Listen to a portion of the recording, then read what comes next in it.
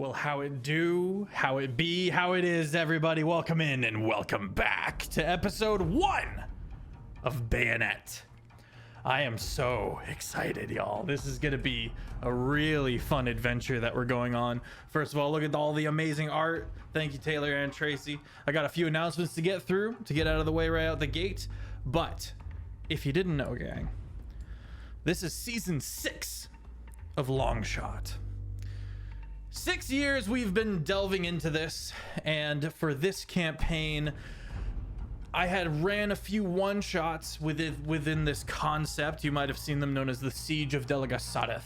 We have expounded upon this. We have turned it into a really fleshed out, terrifying demiplane. This will be my take, maybe the long shot take on a Ravenloft-esque narrative, kind of trapped within a demiplane kind of a story. Just telling you that right out the gate. So we've got a lot of gothic horror and eldritch horror to be found within this campaign. Couple of just clarifications out the gate. There is going to be topics such as torture. There is going to be gore. There is going to be violence. It is going to be dark. Maybe one of the most twisted things I've done yet. We're gonna swear a lot. This is also true. So if gore and viscera and dark topics such as that, as the violence and things like that are a little too much for you, maybe hit it up on the YouTube where you might be able to skip around. Speaking of the YouTube, we just hit partner on our Longshot YouTube account, which is wild. Oh yeah. It really feels like the culmination of years and years of blood, sweat, and tears, which it has been. Goodness, feel free to head on over there and see all of the previous content. We have multiple campaigns through multiple years that we've been doing this. And so if you need a D&D fix, we got you over here at Longshot, even when we're not live. Thank you again for everybody who has dipped in tonight. Very excited to be kicking this campaign off. Bayonet. Did you know about Modern Artifice? If you didn't, then you're missing out. It is a phenomenal artisanal dice maker. They are a phenomenal being named Giuseppe who wears many hats, but one of those hats is phenomenal dice. If you would like to go out and check out, if you're in the mood for picking up some new clickety-clack math rocks, then Modern Artifice has got you covered, and I have got you covered with Modern Artifice. Code Longshot, 10% off. We will be restocked soon. We're also dipping our toes into the ideas of getting some Longshot dice, which I'm very excited about. That's like more than I could have ever dreamed of. So I'm blown away by that. I also get a little bit of a cut for whatever dice you buy using the code as well, because Modern Artifice is cool like that. And we're even doing some stuff right now over there with wolf hair in the dice to raise funds for the preservation of wolves. And we've got a whole thing going on with that going on right now. What else? We will be restocking as well very soon. I say we. This is our first official sponsor for the Longshot table. So sponsored. There's a sponsor. They're phenomenal being. I've been hanging out with them, and we're cooking up some other stuff as well that I can't get into yet. Heinefall, a 5-day LARP event coming up in November. There are still some tickets available. I'll be going. I've gotten some creators together who are also going to be going, such as Quincy, Lightbox Gnome, Scree, Crown is also going to be going. Just a lot of amazing people coming through. And tune in for that. We have a command for that as well. I think that's it for the announcements, aside from the Discord. Hit up the Discord if you would like to join our community. We are as chaotic as we are wholesome. Let's get into this. Phenomenal new players who would and of course the old guard returning as well for coming in. Thank you so much. I'm old. So very excited. I'm old as fuck. Offbeat, would you like to kick us off as far as the cast goes? Hello, my name is Offbeat Outlaw. You can find me on YouTube and TikTok under those exact same names, and frequently on the Longshot YouTube channel and here. I am here on Thursdays. I'm here on Saturdays. I am all over the channel. You can go back many years. You can see me with shorter hair and less of a belly. Aw. I mean, same. Can't really. I am very excited. I'm playing a businessman who is a level 10 necromancy wizard. That's his only name. Maybe he'll have another one. Probably not though. Pass it to Valve. No, but I'm nervous and shy. So demure.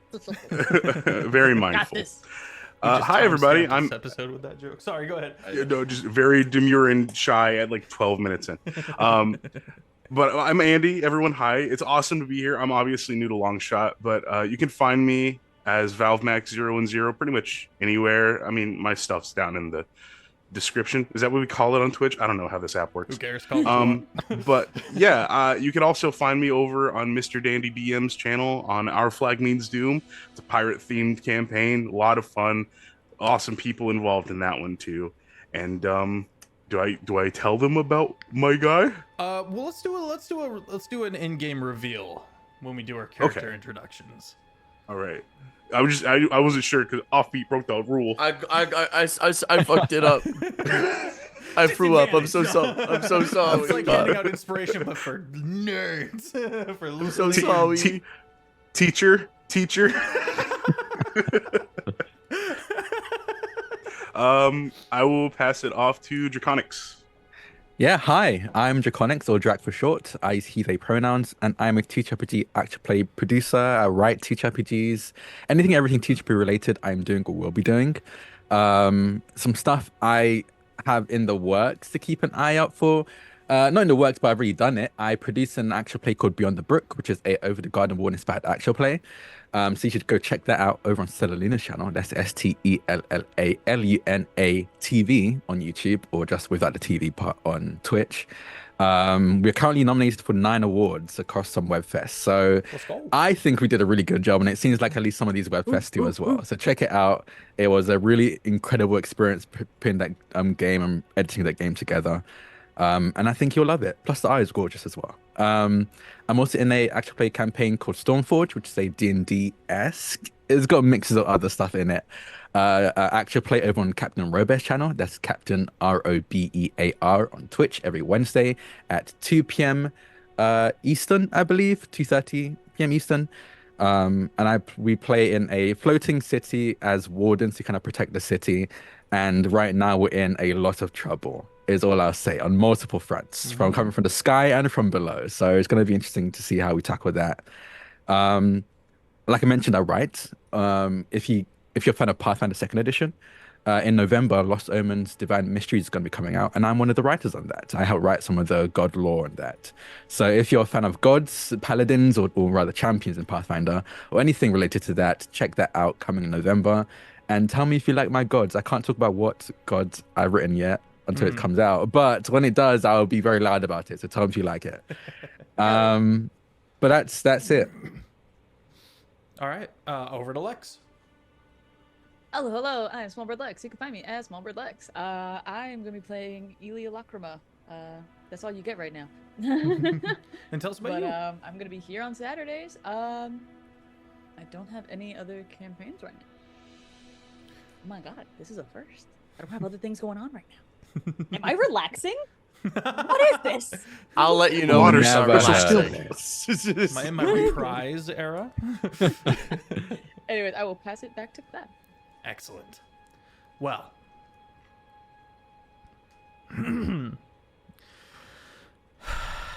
Let us begin with this campaign named Bayonet.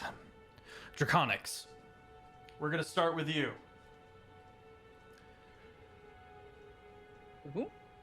Azalea steps into the headquarters of the Held Breath.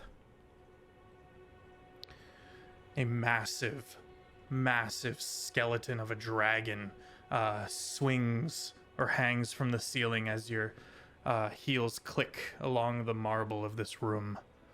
It's quiet. You see an ethereal wraith-like fire in the torches as you step through, and you see a few other people who welcome you with nods and maybe a hushed greeting as you step quietly through this empty room until you find until you head into the back areas. You have to put in a few passcodes here and there and whisper a few hushed conversations before you step into the headquarters. A long, gaunt elf overlooking an arcane map seems to be focused and says, "Well, I've got something for you, Azalea." Perfect. I was getting a bit restless. Thank you for answering my summons so quickly. Did you have any difficulties traveling to our base from Rillis? Nothing more than I expected. Good. Excellent. We have cause to believe that your discoveries have merit. Woen Owed may have been a person. Here. And he's going to pull up this ancient stone relic. Doesn't seem to have any magical properties initially to your look over, but shows some ancient writing. We believe from here that by the ocean wanewards, we might be able to find a resting place of this Woen Owed And you want me to find it? at once. Consider the job done. Excellent. Keep your receipts. Dismissed. And Azalea will turn and leave. I suppose I should describe what Azalea looks like, right? Yes, please.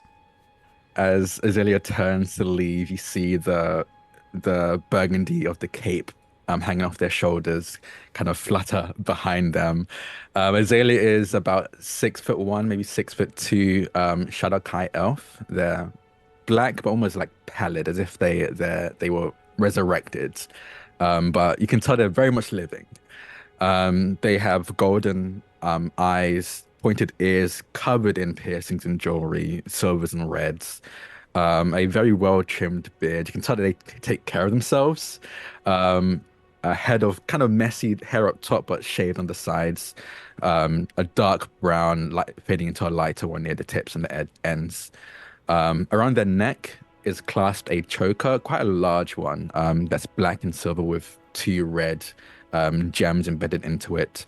And they wear a fitted, very clearly tailored leather armor, studded armor of silver and black, with steel-toed boots, and they seem very prim and proper. The strange thing about them, though, is one, they have constant black ichor tears pouring down their face.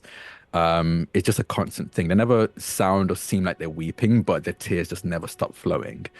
And the maybe more odd thing is that they seem to be cracked. It's like they were broken and shattered like glass, but then put together using molten silver, very much like kintsugi, which is a way to put together broken vases. It seems to be like this person was put together with some kind of silver.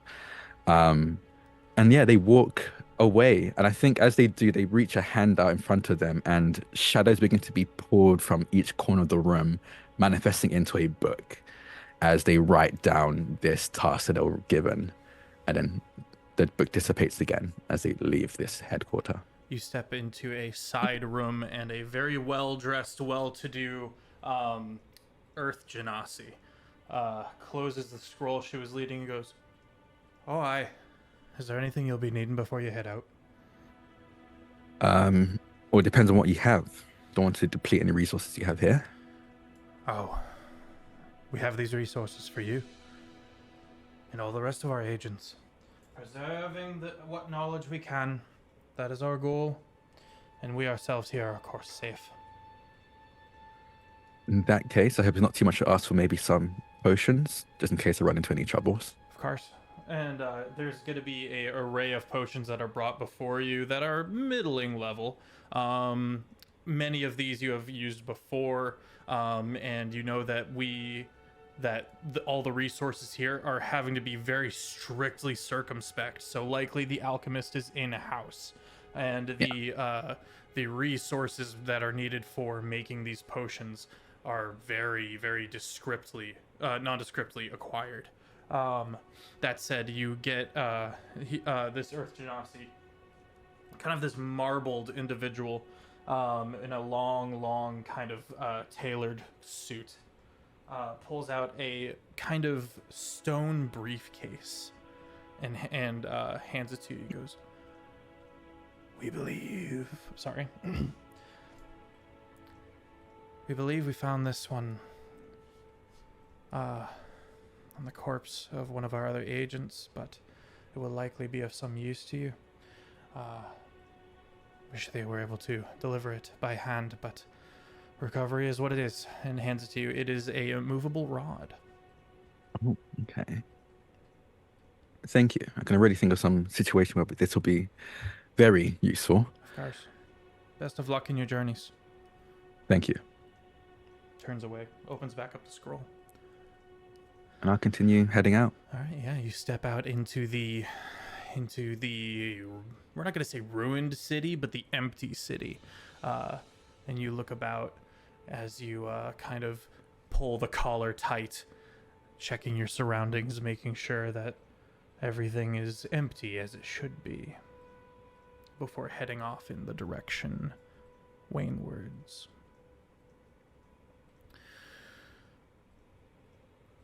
Oh. Ilia Lacrima. You have spent many weeks traveling to this location within Whistling.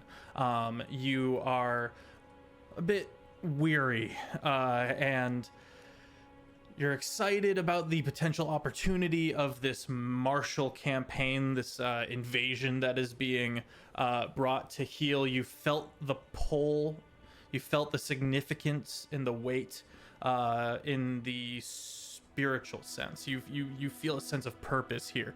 There is something getting ready to break, something that is getting ready to be consumed here in some way, shape, or form, in a way that you feel like you might want to bear witness to. You come over the hill.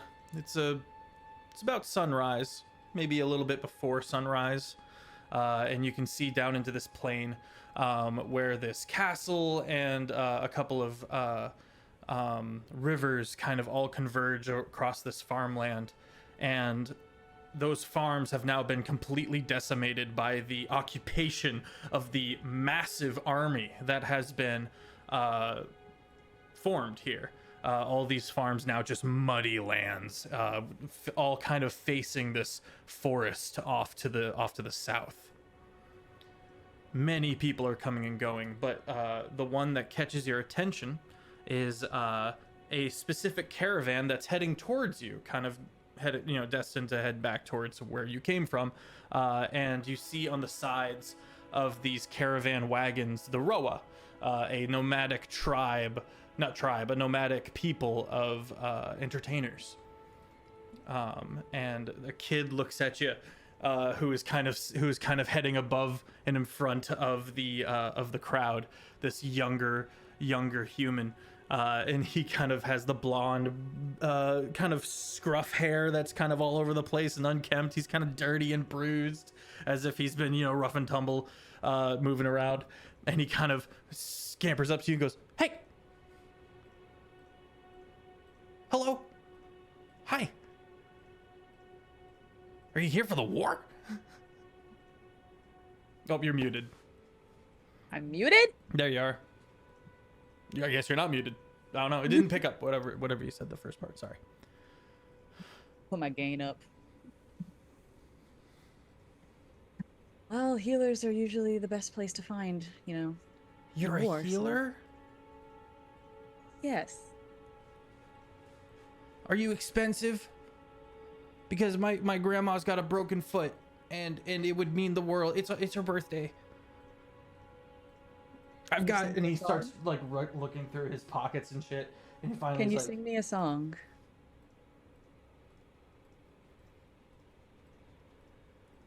I'm not good at it yet. You don't have to be. Roll persuasion.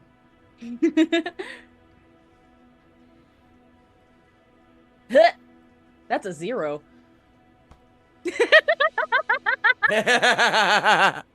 First I roll rolled is a it? 1 First and I roll have of the -1 to campaign is a persuasion. First roll 0. of the campaign Is terrifying. Speaks volumes. Oh no! Digital dice hate me. You should never trust digital dice. Computers are not What would able the to physical be dice random. have said for me? The physical dice would have given me a 12, but I got a 0. Yeah, so. but you got a 0. Oh! Audric has just redeemed inspiration for you if you would like to take it. Well, I'll take that 12 I just rolled then over a freaking. Okay, let's go with 12. I mean, I can try. Especially if it's for grandma. Okay, all right, shut up. I got this.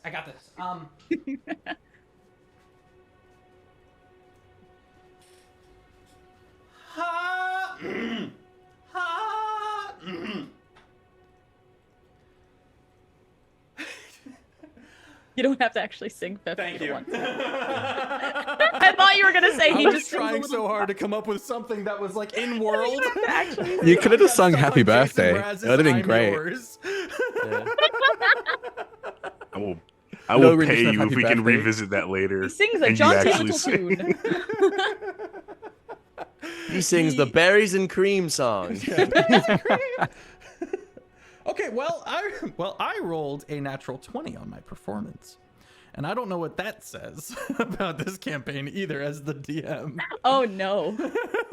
Every little child will be a savant, is what this means. This kid puts like one leg Captain Morgan style on the wagon and just brings the immediate world around him to a standstill as he performs this high ringing praise of the local King Barst.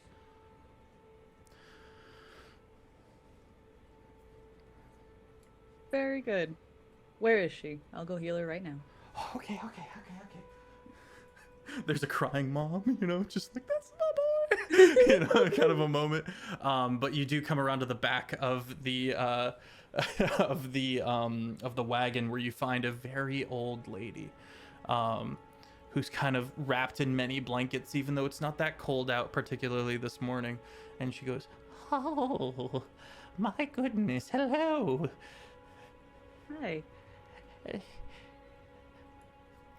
Elia looks around and sees how many people around Grandma are also injured or feeling not well. It seems like just Grandma, and Grandma seems to be kind of lording over the inside of this wagon as a few other people are kind of rooting through things and getting things reorganized as she sees fit to make room for her. And you do see that she's kind of in this hammock, and the leg is in a hammock, kind of in a swinging sling, and she herself is just on like a bag of potatoes or something, and just kind of in this kind of bumpy beanbag looking setup, and she just kind of looks at you past her foot. Is there something you needed, dearie? I'll be out of your hair in just a moment, Grandma. Elia goes.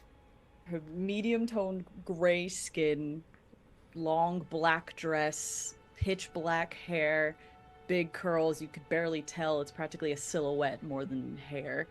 Everything that's black on her is pitch black. You can't see, as if light can't even land on anything that's on her.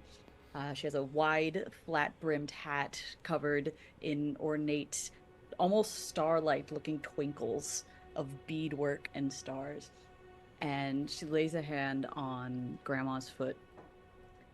And it looks like from her palm, black, expanding slowly around with little iridescent edges as it covers her foot. And she casts Healing Word. And Tati's her. name, and a few people that are in there, kind of like, oh, hey, and you see one maybe her daughter The mom kind of starts reaching for like a knife. However, as the spell takes effect, she goes, oh, that's just lovely. And she's gonna get up and be like, and you can kind of cup your face. Thank you, dearie. Thank you so much. Blessings upon you, Tati. And it's gonna turn and start berating people personally and getting the wagon situated as she deems fit. The kid is now kind of by a tree, watching you in a kind of fear.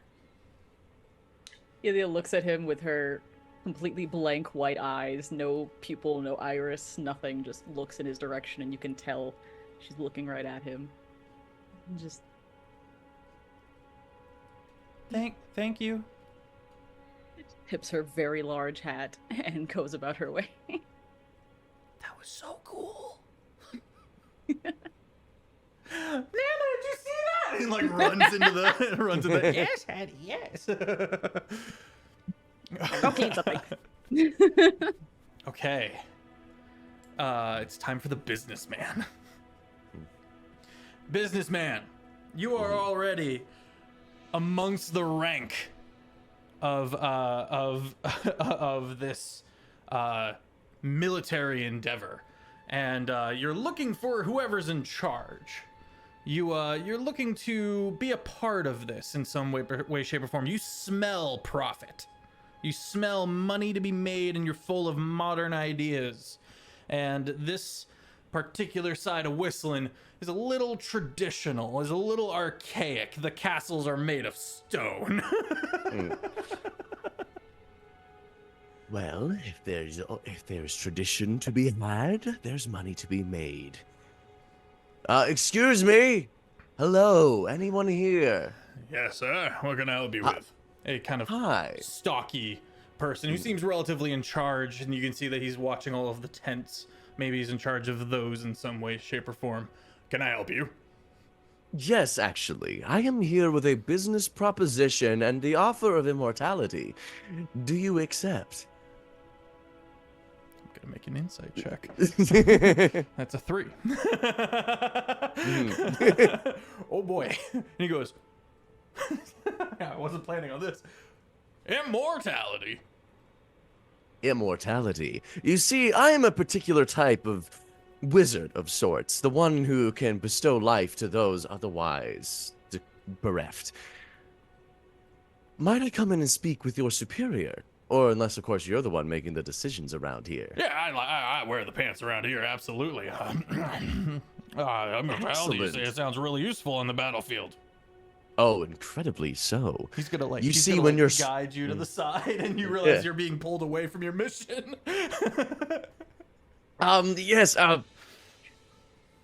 Listen, it's something that only works on a large group. If you're trying to beguile this for your lonesome, I would suggest that, well, obviously a man of your stature wouldn't be selfish, would they?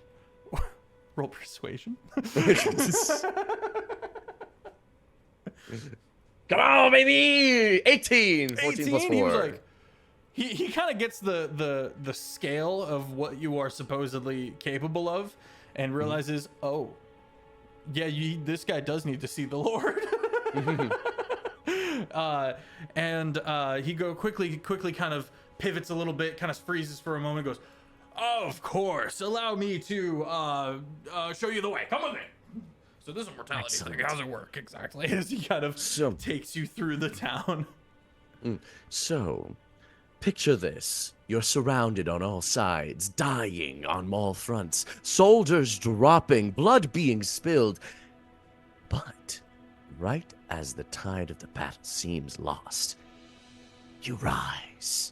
You get up, you grab your sword, you stare the enemy down, and you say one more time. And you, of course, win the tide of battle, because who's expecting the dead to come back? Preposterous. What? Wait, the dead come back? Are you a necromancer? I am a insurance broker.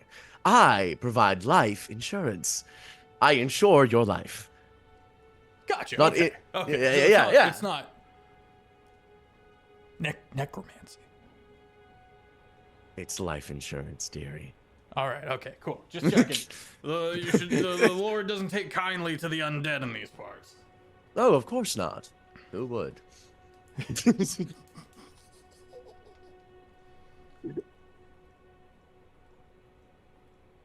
Okay.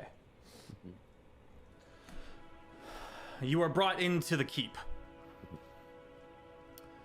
Lord Roslow. You quickly learn in the initial glimpse of this man, he's an idiot. This dude is a fop. This dude is one of those yes kind of nobles. He is the kind who was not born in times of war, let us say. We are currently in the longest stretch of peace Whistling has experienced, which is kind of why we're here. You get the vibe that this guy wants to make a name for himself, and it's mostly the stockings that go up to the high thighs, you know what I mean?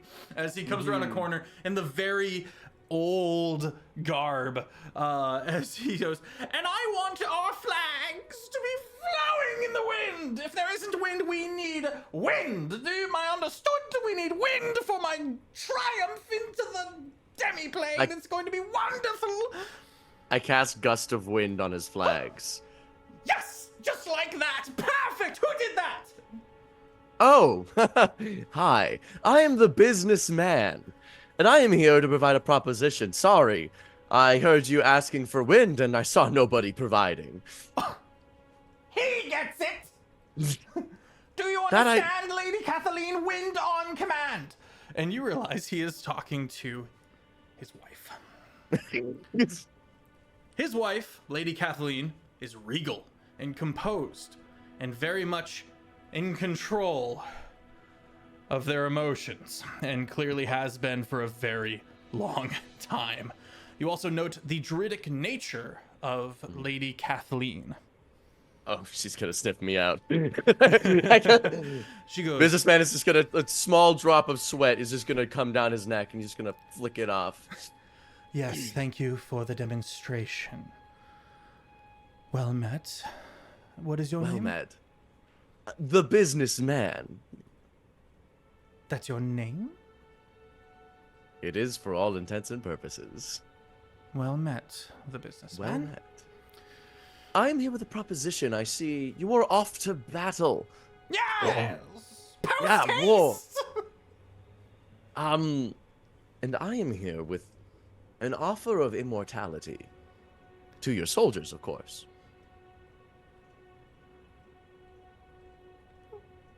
Roll persuasion.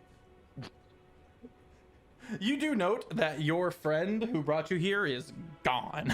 Oh, shit. 11. 11. You learn a lot.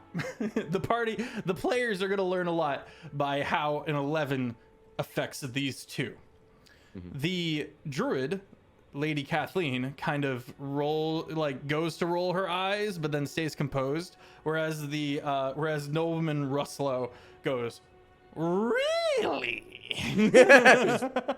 I'm gonna lean more towards Russell and go, yes. You see, soldiers have a habit of dying, don't they? And that's a waste on your investment, your capital investment. You seem a man who's concerned with money and frugal.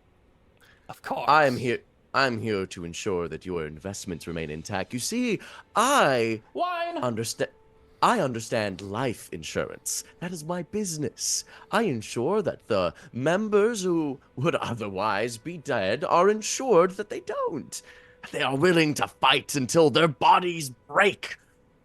The mind oft breaks before the body. after all. Magnificent.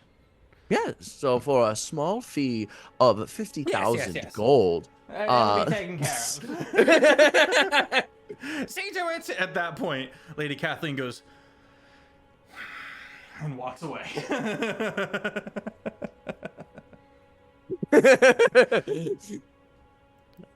Sales.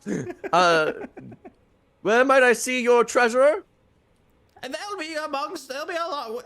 I don't have a treasurer, please. I take care of my own money. All right, so just give me the 50,000 gold, or perhaps Yes, some of yes, the meat. it'll come along shortly. And he starts walking away.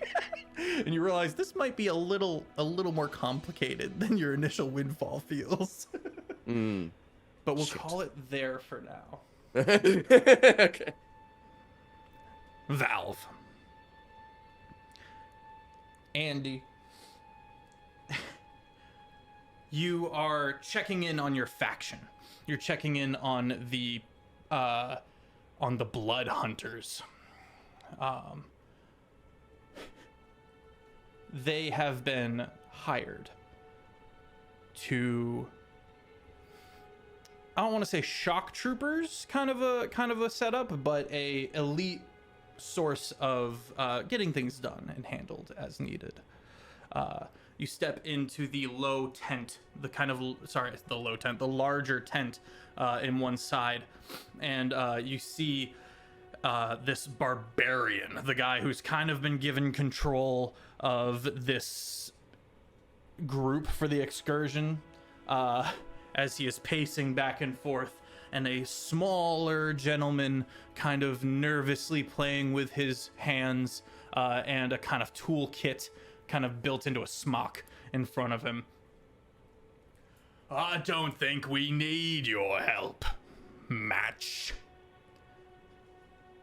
Yes, I understand that, but I assure you that what we might find in there can be incredibly useful. Incredibly useful. What's this got to do with me? Well, I was hoping that I could call upon you all in your services, that I might have some protection. We don't protect. We break. You break? We break others. Understood. And he's gonna look up and go, Pierce, handle this. And he's gonna turn and storm out of the tent.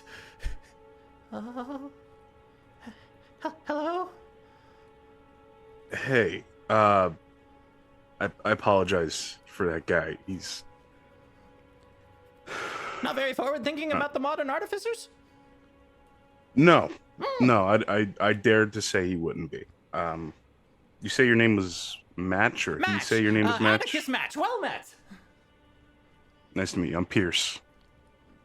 So, what's this? What'd you ask him for again? What's this? Just some protection. Honestly, I don't really know anybody, but once we're in there, I'll be needing some help. I think people watching my back if I ever need to break off and investigate something or look into something or how something works.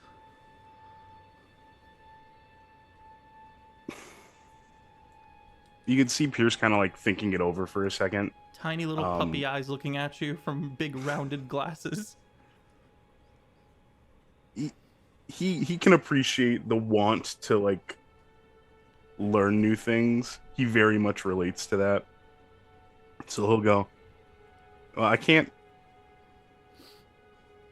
promise anything substantial, but I'd say I'm just as interested as you'd be. So if I'm not needed anywhere specifically, I'll roll with you. Sounds like you're a man of substance.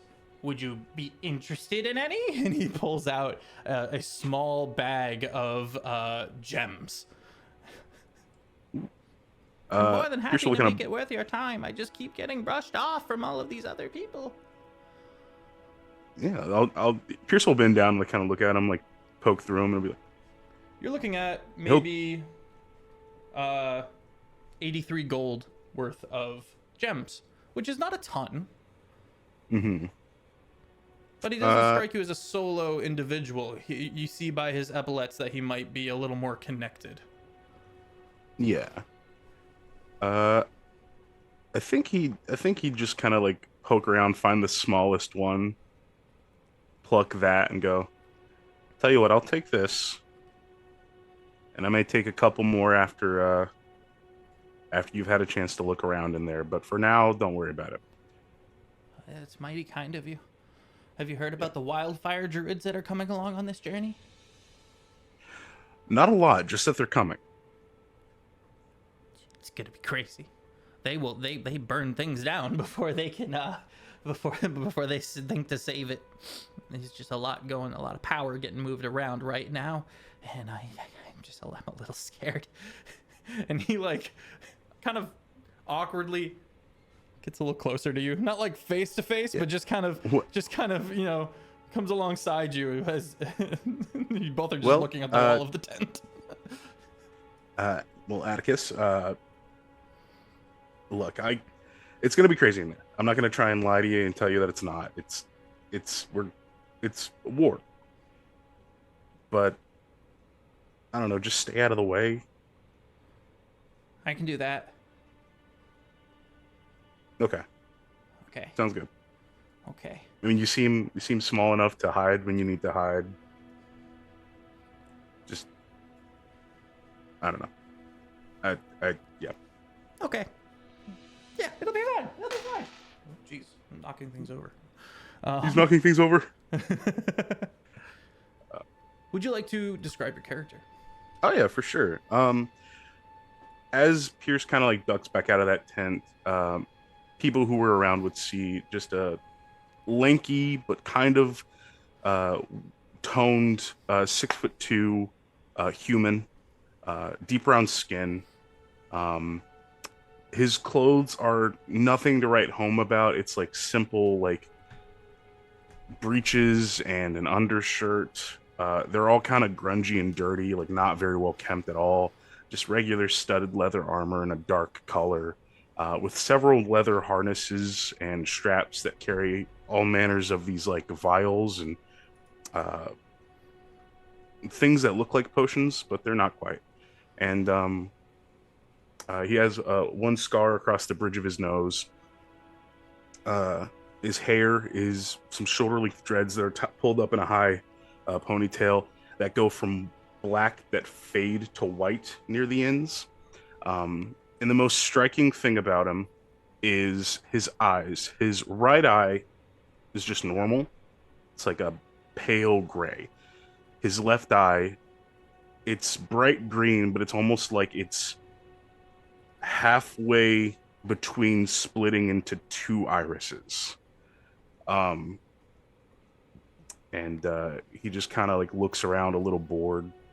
Okay. As you kind of pan across Lexi,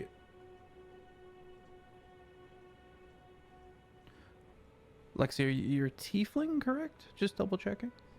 Yeah. Okay. A tiefling comes around the corner, just kind of looking around, kind of looking about. The notably just shock white for eyes and a huge hat. I think I'll kind of like get out of the way of the hat real quick. It's like, whoop. Sorry. Funny enough, the hat edges seem to kind of wisp around you, as if the material does not interrupt the hat. Elia, as you're moving past, you note the splitting pupil. Did you do that? Yeah. Yeah, I did. For business or pleasure? Little both. It wasn't intentional, but I'm kind of just stuck with it now. I can't really figure out how to get rid of it. It's a pretty accident. You're the first to say so. Well, my opinion matters more than some other people, but... So, speaking Some of... bigwig around here? Or... Hmm? Some bigwig around here? Big deal?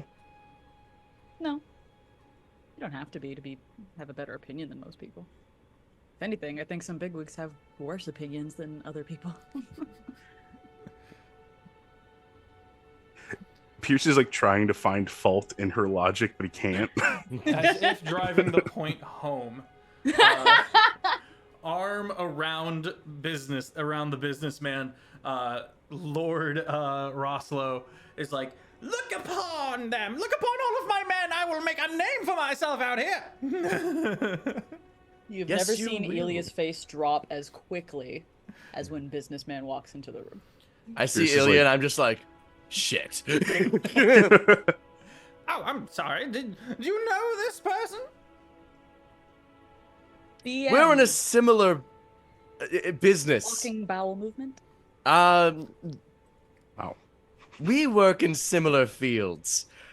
You see, Ilium ensures life while they're still alive. I ensure life when they are no longer alive. Did he pitch you the immortality bit? Sort of pitch, it's guaranteed and it's truthful. So how about we stay out of each other's hair while we're here? Well, now wait a minute. This is kind of fascinating. And you see Valve Pierce. He kind of looks to you and goes, "Huh. How about a bit of a test?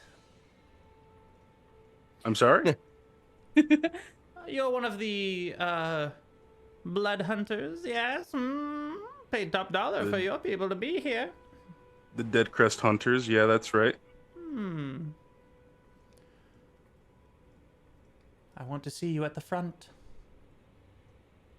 What is your name? I've got a thing I'm doing already. What? Actually, it's, And you can see a little bit of a wild look in his eye. It's assisting me with the living. When this one dies, I want to hear which of you got to him first. hold on, whoa, whoa. Let me be very clear. You are here to die for me. You are here to kill for me. Because I paid you to. He claps you on the shoulder and walks away briskly. Now where is that wine?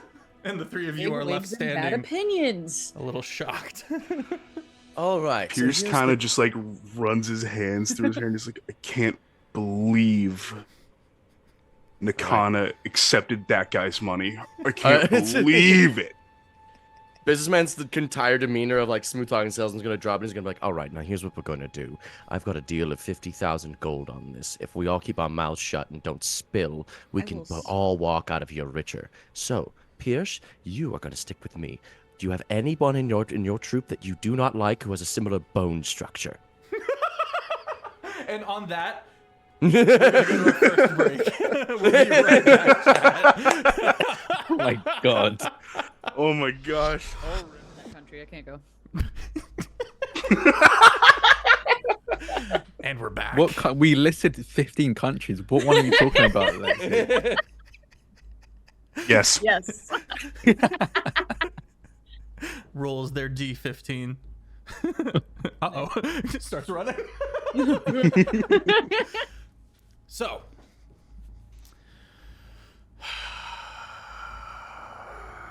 Ilya. Nope, sorry. Eh. I tried to. Oh, it was. I got it right. Ilya. The businessman. And, sorry. And, Pierce. A little bit of time passes and you find yourself amongst the convoy. Maybe not with the front line, not the vanguard, the immediate vanguard, but you find yourself moving through the forest en masse. There's a bit of a drum beat, some in front of you, some behind you, and the sheer amount of people really hits home now that all of the tents have been taken down and all of the artillery, the cannons, in a line on the side of the march. You can see the various druids moving trees out of the way, and just this long machine that's been brought together. This is the first large-scale military campaign that any of you have seen, as Whistling has seen in any given time. There hasn't been war in a long, long time. King Barst very much has a admitted vice grip on the lands of humans. Only the elven nation to the northeast is not under his reign. And as you guys keep moving inward and inward, these hours that pass start to take on this dream-like quality. Things start feeling a little more surreal. The sun seems to be a little brighter. The shadows seem to be a little deeper. I need Pierce and the businessman to make wisdom saving throws. Elia, make a religion check as you feel a certain protection. If the abyss could 19. move and note you, then the abyss is staring back now. 18. 9. Oh! Businessman, you're keeping tabs on things. There is a certain amount of inebriation. No, it's something else. But something's happening. The Something just happened. Yeah, the people are getting quieter. You still hear it, and you feel it in a wave. There's silence ahead, and that wave moves through the line as you march past it, and you hear the noise behind you slowly get quieter and quieter.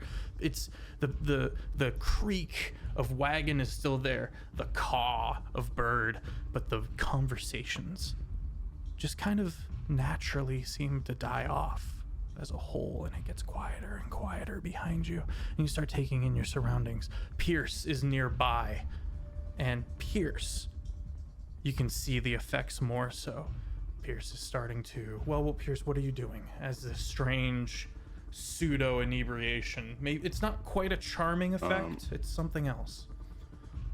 I think as soon as I started to feel like I wasn't like totally within my own right mind or whatever this could be, I'd probably take out one of my mutagens and immediately stick it into my chest. Okay. This will be celerity. Okay. So this will add 3 to my dexterity. Oh, good. You'd see his limbs actually start to like lengthen just a little bit. You'd hear the quiet creak of bones growing. Oh, that is marvelous. He's about 6 inches taller now. Damn. I will say, because you failed this wisdom save, that the subconscious was to take celerity. Oh no. But Offbeat, or the businessman, is because he saved, aware that there is an effect, and most of the people in this line don't seem to realize this strange effect that's kind of settling down upon them.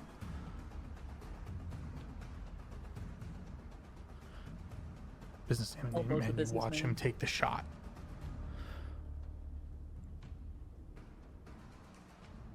I'm sorry, what shot do you think you just injected yourself with there, Pierce? Something to help me stay a little bit more on my toes, you know, just in case. I'm just gonna look. Can I see the vial? Sure. I mean, they're not necessarily labeled.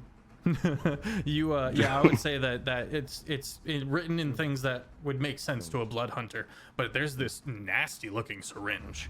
Maybe not nasty. You tell me, Pierce, what does this syringe look like? The way I imagine it, it's just like a test tube, but like shorter and a little wider. Okay. And at the top of it is just this kind of like flat cap with a it's almost like an insulin pen, like a plunger. It's almost like an insulin pen. Okay. But it's just for like a quick, and then I just discard it or put it in my bag. Okay. Here's hoping I picked the right one. It's at this point, businessman, you note the splitting of the pupil in one eye. Oh boy. Well, your eyeball is split. I'm assuming that was intentional. I mean, that's just how it always looks. Oh. Meanwhile, Meanwhile, I'm gonna make such a good zombie. I'm getting to him first. It's gonna have split eyes. It's gonna be sick. Elia, be so awesome, dude. you have the inverse of a vision. What you as an abyssal cleric have grown to focus in on is what isn't there. What has been taken what message is being conveyed by this void within the spiritual around you, the natural around you, and the cognitive around you. The abyss comforts you in its chilling way. You are meant to be here. See how you are protected. See how you are being sent. You are the thread of narrative that will be pivotal in the time to come.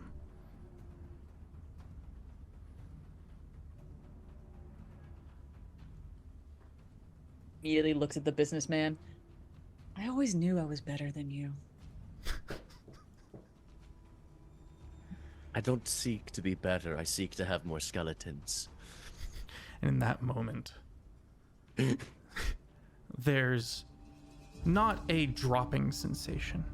That would be the wrong way to think of it. Quite the opposite, rather. There's a dispersion. There's a almost coming apart sensation. Not being ripped or torn or anything like that. There's just this, if you were suddenly made of air, gently unfolding from the form that you were in. That's the sensation that hits you like a brick.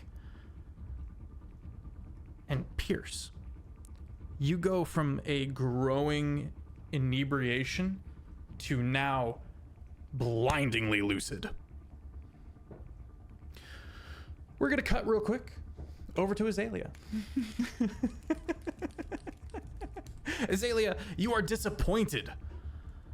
Once again, another trail has been fabricated by somebody or led astray in some way, shape, or form. You are at the destination. You're on this grassy hillock, a massive mountain to the side of you. You're maybe... roll a d4 for me real quick. D4. A 4. You are 4 days away from home. Above you, Wanewards, you are currently Waxwards, is an ocean looking back at you. And a beach and into some hills. Not very mirrored at all. It's the opposite of the current biome you're standing on, and there's a frustration in that, kind of an inlaid. You like it when things are perpendicular. You like it when things are symmetric, and this is not that. Oh, well, and I would give me patience. And I'll just keep walking. They have the tablet in hands, Yeah, this. but they're not even holding it. Before they're holding it with a level of reverence. Now that they know it leads to a dead end, they just kind of... Yeah. They're half thinking about just tossing it. You're in another nameless graveyard. There is no power here to be found, and the bodies have long since been looted or turned in some way, shape, or form. There's a husk of a village off to one side around the shelf that you stand on of this grassy hillock. No one's lived here in some time. Another dead end. I would start heading to the village, the deserted village, just for a place to rest for a bit, Okay. sit down. Been walking for a while. You find the well. It's one of the few stone structures that seem to still be in place, and you sit down on it in this open, kind of sandy area between the burnt out husks of wooden buildings. And you're frustrated. Oh, just breathe, Azalea. Roll You've got for me real quick a charisma check as you attempt to clear your mind and center yourself. a crit 1, a crit fail. Oh man. You are angered.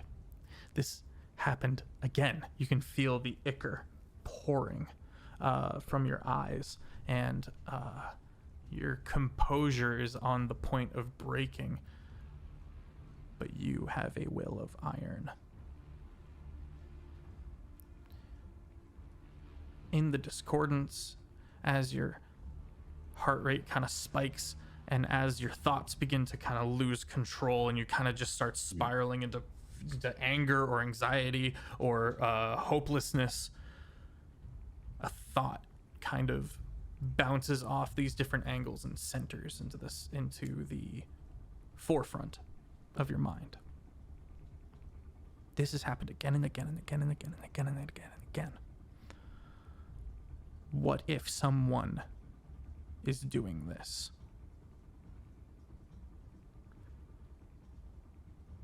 I think in their spiral, they're just in the middle about to throw the stone tablet across the street they're in. There's an abandoned street.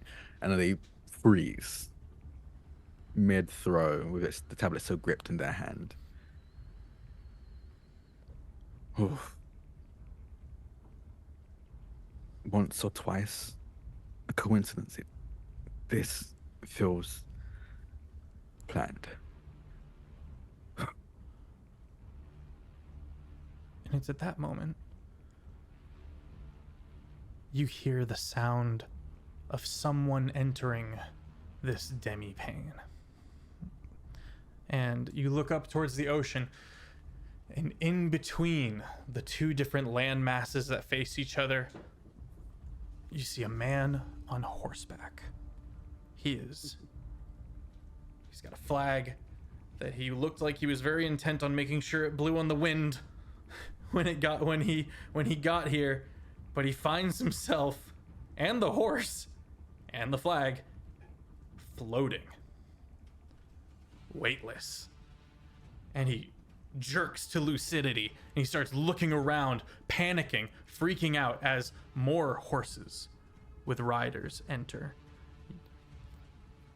I've seen groups of people appear, maybe 5, maybe usually a handful, but I assume seeing much more than a handful appear Slowly, right now. Yes, more and more, and now floating, disarrayed rank. This is big. Whatever this is. Out of instinct, I think after maybe the 5th person appears, when it becomes clear that more are coming, I'm going to. You kind of see the shadows being cast by, honestly, these people floating in the sky begin to shift and then wrap themselves around Azalea, and then Azalea almost melts into a puddle of shadow and then reappears, I think, inside one of the abandoned buildings, maybe just 30 feet away, as I'm going to use Blessing of the Raven Queen to basically teleport there. Okay. And watch these beings, these people appear in midair. Make a history check for me real quick.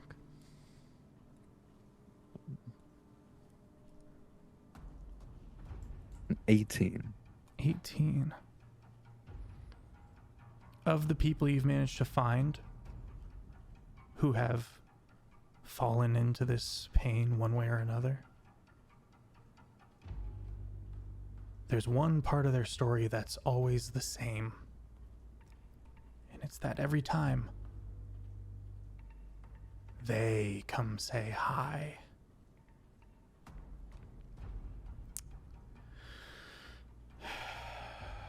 Pierce, Elia, and, of course, the businessman. You are suddenly floating. The dense, kind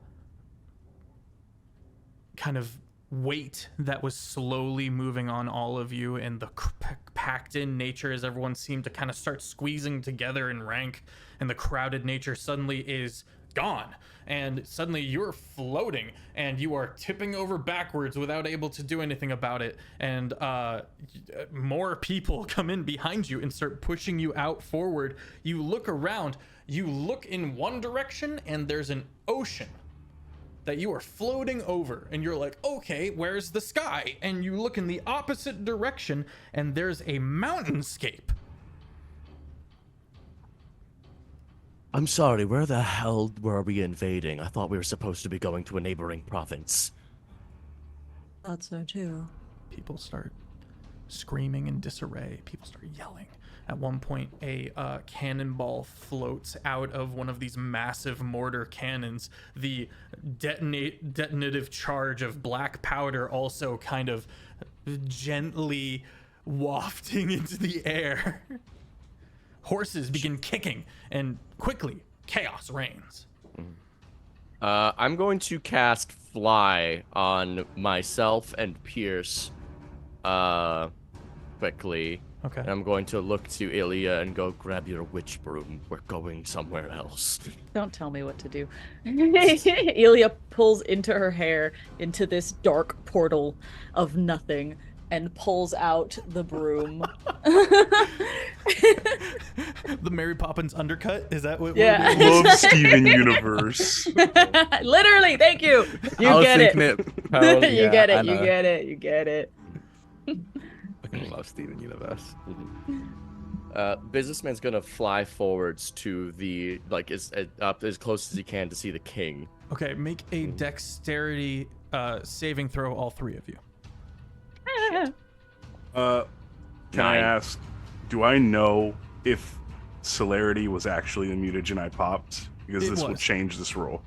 If you the player wanted to pop celerity, that's totally fine. No. Okay, I just got a worried. 7. Have some faces. Welcome in. Thank you. I got a 19. Hey, Minnie. A 19. Okay. You see the black powder, and you start pushing at it and kind of clearing the space around you, and you kick off the cannon and you back away from that very dangerous area as you float back into the crowds. Lexi, what'd you get? A 7. A 7. You get kicked in the hip by a horse. Ah, you're scared. You didn't mean it, but Jesus, fuck. You take 19 damage. I'm dead. Oops. Whoopsie. You get Oh, it kicked, turns and out actually immediately Ilya's level you, 1. you manage to hold on to your broom as you start just pinwheeling just sideways. And businessman, you are moving up through the crowd. What did you get on your deck save? Got a 9. You got a 9. Is the You- fact I can I fly bump right now into you. helping me? The fly is no, the fly allowed for the deck save. Otherwise, you would have Okay. just been chaotically floating. Got you. Is there a way I could go back and help, like, straighten them out and get them, like, on the right Yes, course? Absolutely. But first, let me hurt Offbeat. Oh, I bite back.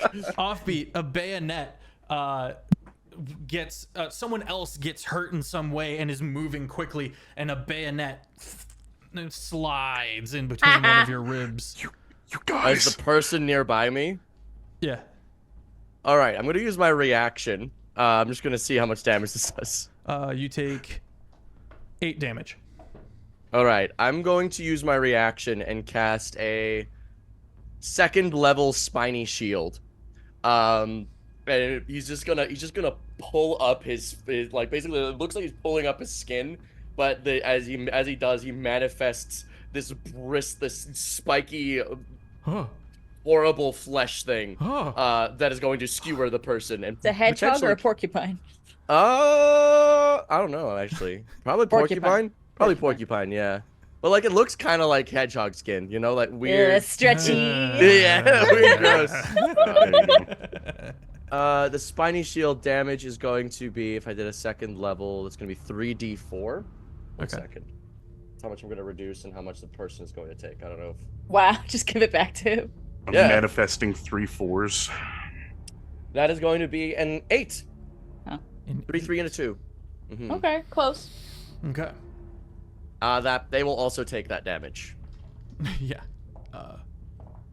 He's dead. You've got a corpse Ah! now, skewered onto your person. I'm going to let go of the spiny shield. I'm just going to kick him off. Just pry it off with the fresh skin underneath.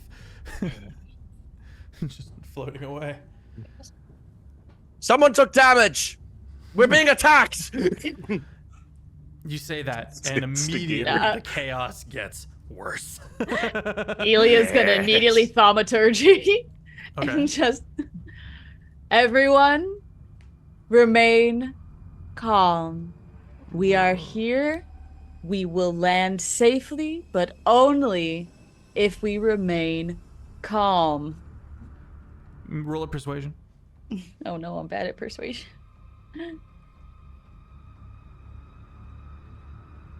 That 1. That's what I thought. There's Yeah. a moment where I didn't there's use a my real brief- dice. Fuck these shit. There's a brief moment of someone like of the people as a whole, which more and more are pouring in. Where someone goes, oh, something, oh, guys, catch me, guys, and slowly he suddenly starts falling towards the ocean. He's screaming, and you hear him just crack into the water, just break into the water. You said you were heading towards the king, the nobleman. Mm-hmm. The nobleman, yes. All right, hang on. I gotta do a thing.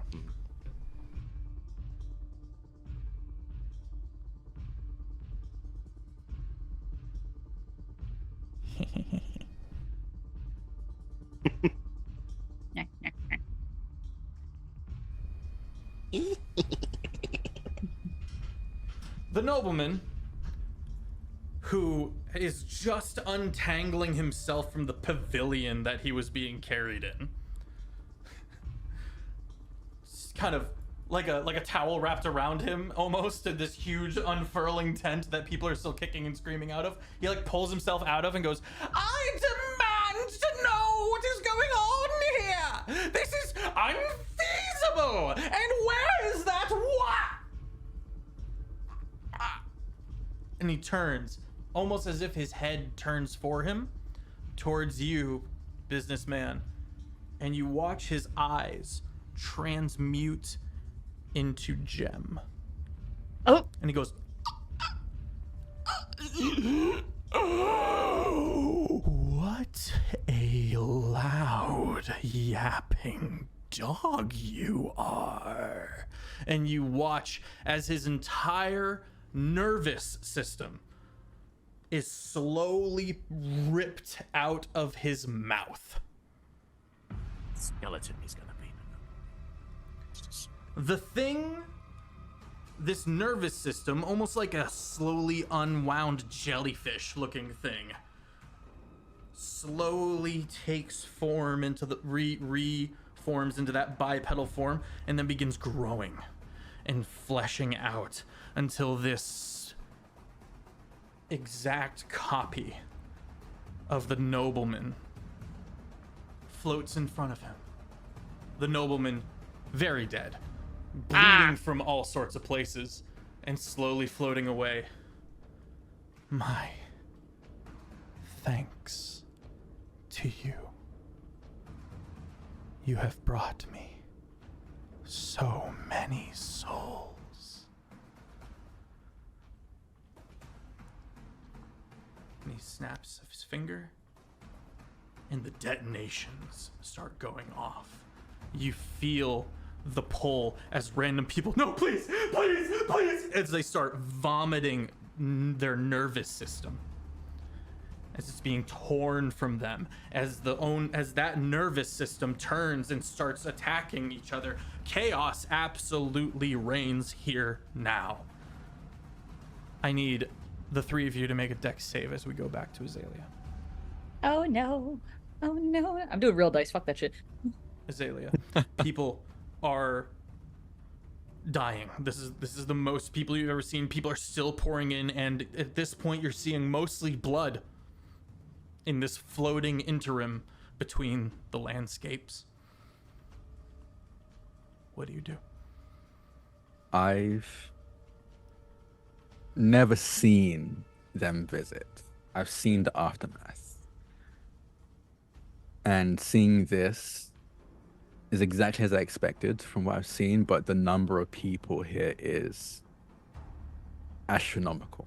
And the number of corpses now, filling this interim, is sickening. I will reach down and whisper, Woen, I'm going to need some help. And the ground beneath me start to rumble and shake. The floorboards of this decrepit house I'm currently sheltered under begin to crack and spread open to reveal a earth beneath it, which is also cracking and spreading open as a long sword, an old rusted long sword. This must have been buried somewhere on this land many years ago from a fight many years prior, rises out of this crack. And as I grab onto it, my tears, the blackened tears, become iridescent and then begin to glow a raging gold, and the same gold kind of melts down this blade, filling in the cracks and the broken bits to make it a pristine golden sword. As I strap it to my back, and I am going to look up. Can I see anyone that seems the most composed right now? It's like being a lifeguard. It's going to be very difficult to say someone struggling. Make a perception. So I want to see if I can find someone who's not. It's a 10. Okay. There is someone who stands out to you. They seem regal. People are around her, trying with everything in them to get their magic to work, and it doesn't seem to be working. They're panicking. They're scared. They look to be a circle of druids. You've never met a druid, but what you know of druids, the one in the center, who looks like they're calmly trying to tell everyone that everything is going to be okay, is likely your archdruid.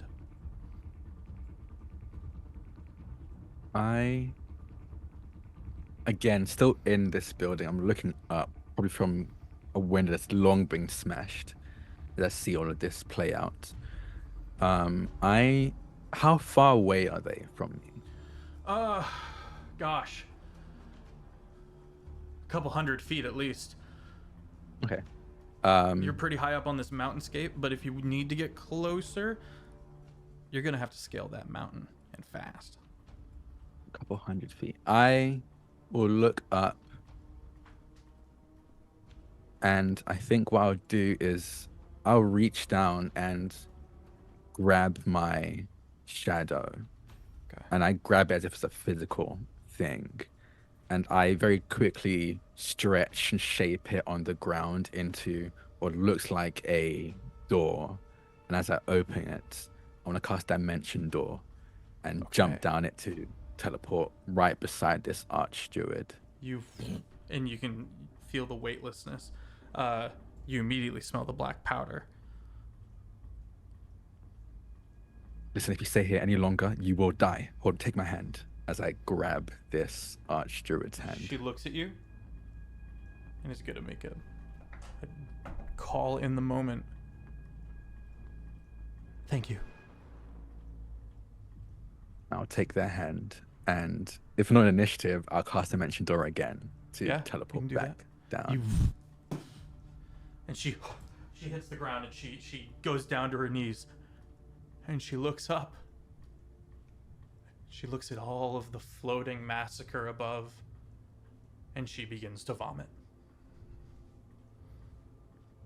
I think I just kind of very awkwardly look at them before looking back up at the massacre occurring, and I'm going to gently place a hand on my choker, and you see one of the rubies flicker and almost shimmer as I flavored my Pact of the Rod Keeper, Rod of the Pact Keeper as I gain my one spell slot back.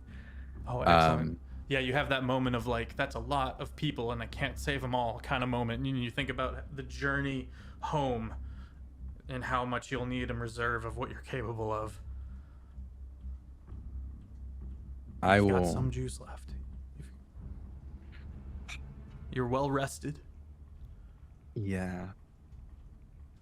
This massacre's happening quickly. I don't have a minute, do I? You can choose to burn a minute if you would like to, yeah.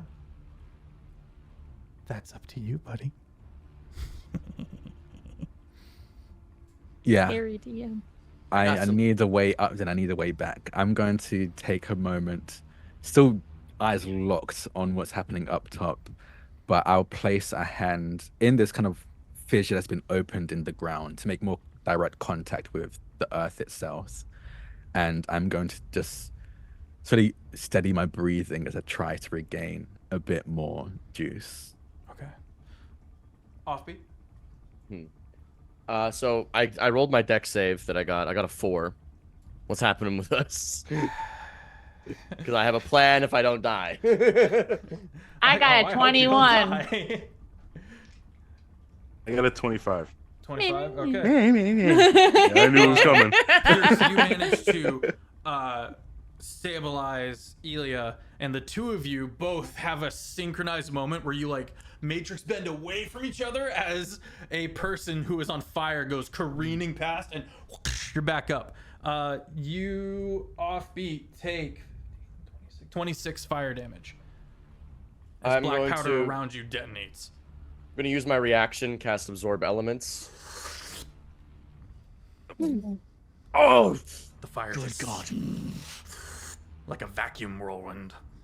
Okay, I'm gonna look and try and spot Ilya and Pierce again. You Do I turn. see them? They've just came back together from their cool matrix moves. Okay. I'm going to. How far away are they from me? About 30 feet. Can I move that distance? You have fly, yes. Okay, I'm gonna fly over and be like, this is going to shit this really, really fast. Ilya, how many people can you save today? Just looks at everybody dying around. It's just like, I've got a few revivifies, but this is not. Okay. I don't know who to pick from here. Everyone's just detonating. Where's that woman who looked like she knew what she was doing? do I spot the archdruid? Perception At all? checks. Perception. I have disadvantage on this because I popped my music in. I took the ones. 12. 15. 15. Elia, you spot the golden dress. A shimmer of gold hidden you look kind of upwards, away from the ocean, towards a mountainscape, where there is a husk of a burnt out village. And you see a little bit of that gold dress. There we go. There she is. Excellent. You take Pierce up there. I'm going to send bodies down. And I get to use them? You get to use them, but I'm sending more than you'll save, because I'm using the leftovers. We're going to need the manpower. Fine. Let's go, Pierce. Wait. My leader's up here. I need to find her really quick.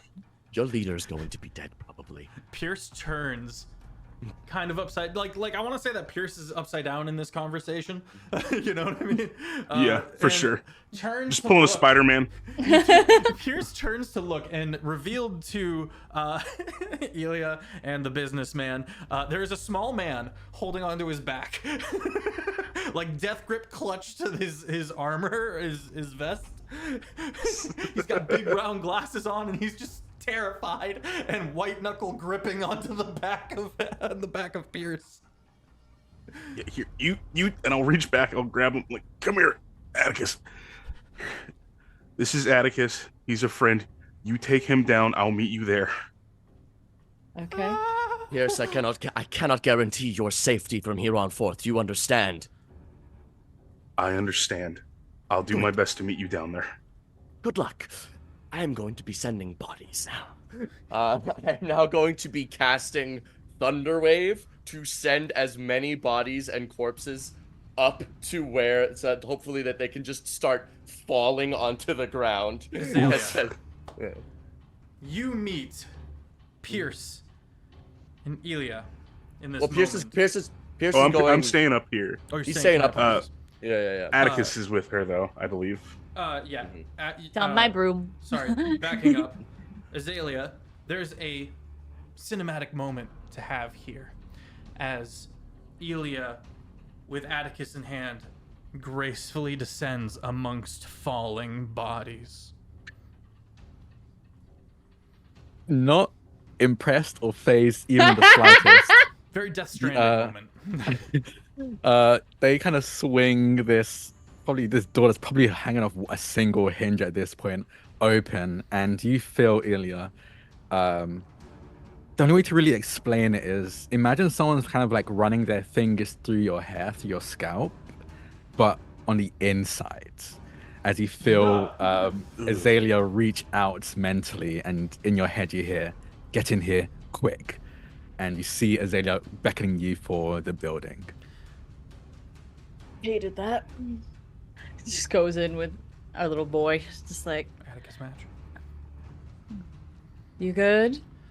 Yes, I am well. I am on my feet. Hello, he says to Azalea. Let's Hello, go be hide. quiet. I need to focus. And as I look back up, You look back up. The thunder wave of more corpses now entering the gravitational pull of, I believe, Waxwords is where you are. And they begin splatting about. I turn to, I don't know your name, so I just refer to you as the Tiefling. I turn to you, the Tiefling, and go, "Who are you and what are you all doing here?" Right now I'm just trying to get as many bodies to stop being bodies. That's It about seems like it. one of your own is making more bodies. It's sadly how he runs.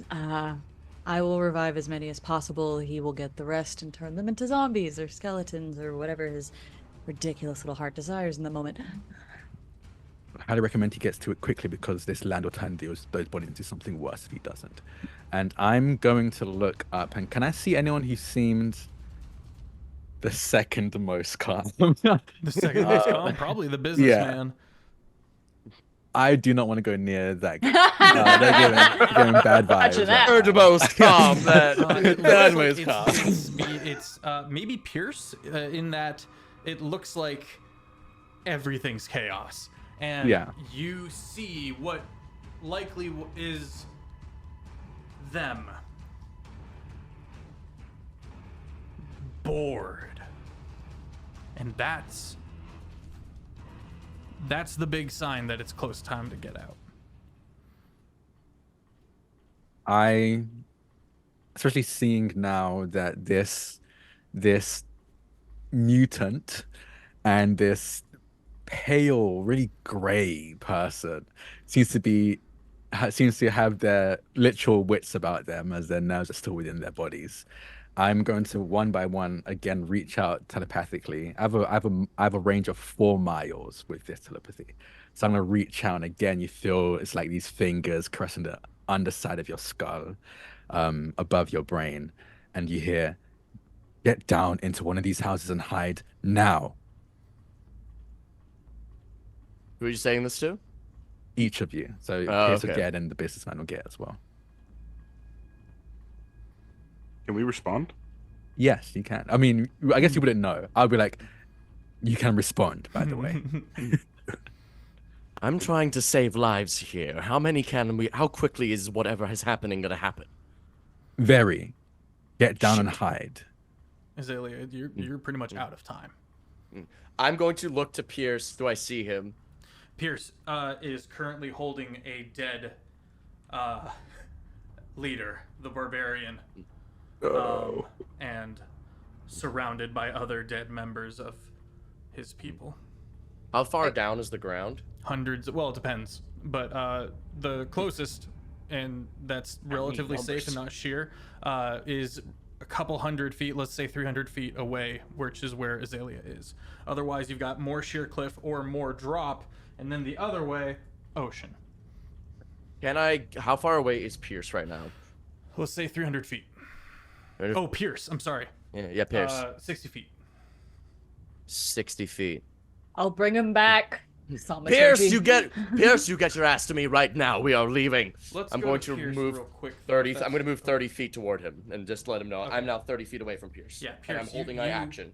To back up a little bit, you get in. You find the epaulets. You find the colors of tents and flags of your faction, and you start you're just having this moment where you're turning over bodies, and there isn't anyone alive, and half of them aren't recognizable. I think Pierce would just get really quiet for a second. Like, even the screaming and the yelling and the explosions would kind of just dull in his ears. And for a few seconds before the businessman would be like screaming at him and Azalea would be like yelling at him in his mind, he's a little kid again. In the middle of a thunderstorm, in the middle of his village, and he almost can't cope. Okay, yeah. So And then he kind of just snaps back into it when he hears people yelling at him directly. The businessman is right here, trying to get your attention. Like businessman, feel free to step in here, but. Am I now close to him? Yeah, you're at the point where you're gonna have to. You realize he's in a complete state of shock, complete state of regression. You're in my bubble. All right, I'm just gonna like grab his wrist and I'm gonna go, we're leaving and you drop that body right now. And then I cast Dimension Door with him. Okay. Mm-hmm. Just in the nick of time. I would reach out with my left hand out of instinct, be like, no! And like try to grab onto the body. Okay.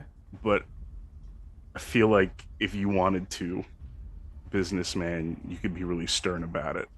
Oh, I am being stern. Your hand is at my chest. I'm like, ah, Yeah, we're leaving. Your finger pierce just kind of nicks the corpse, and the last thing you see that will stay with you forever is the body floating gently to turn towards you, and there's almost eye contact of the dead eyes, and then you're somewhere else. Gravity reasserts itself.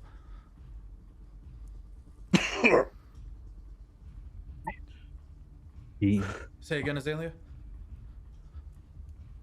I just immediately, the moment they land, actually, are they on the ground? Are they in a building? Where did you dimension door? I went to the 300-foot range, whatever one I could see that was closest to. So in this kind of open area, by the well, where these husks of buildings are. In that case, again, I'll open up the door and just beckon for them to come quickly into the building. I will fly in, dragging Pierce. Just, There's a little bit of a fight, but like I'm not a strong person. Two weak people fighting over who gets control. And Pierce's eyes have not left the interim. Like just this red smear across the sky. He's just like locked on it and like the last thing you hear is the nobleman's voice, the now dead Ruslow.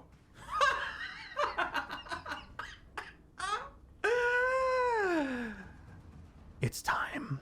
And that it's time is in everyone's mind. And from the distance, Azalea, you feel your gut drop. You've never seen it in person, but this mass of what looks like sand riding along the interim comes around into view, begins roiling towards the area where everyone is.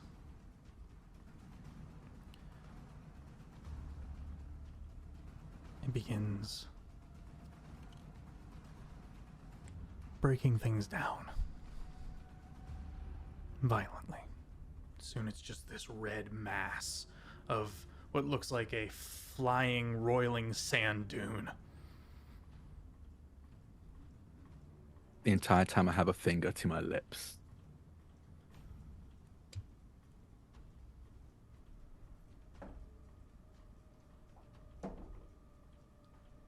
Everything gets real quiet.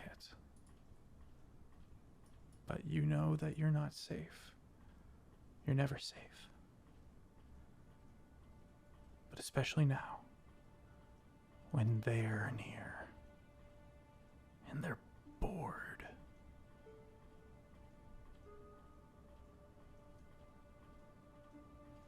And in everyone's minds, you hear this Shadow Kai's elves voice. We need to get out of here, and quick, or we'll be joining everyone up there. You can respond. Can we save any of the people who have become paste on the ground? Not unless you want to catch the attention of them. I'm gonna look to Ilya. Just do like this motion, like, I try. This is somehow your fault.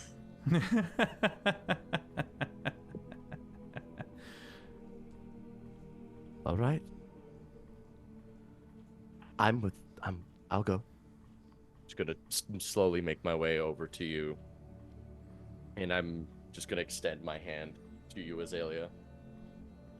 They will take your hand and I'm trying to see what I'm a warlock. I have like I have 2 spell slots. I'm trying to do a lot of 2 spell slots right now.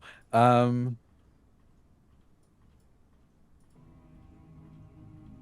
think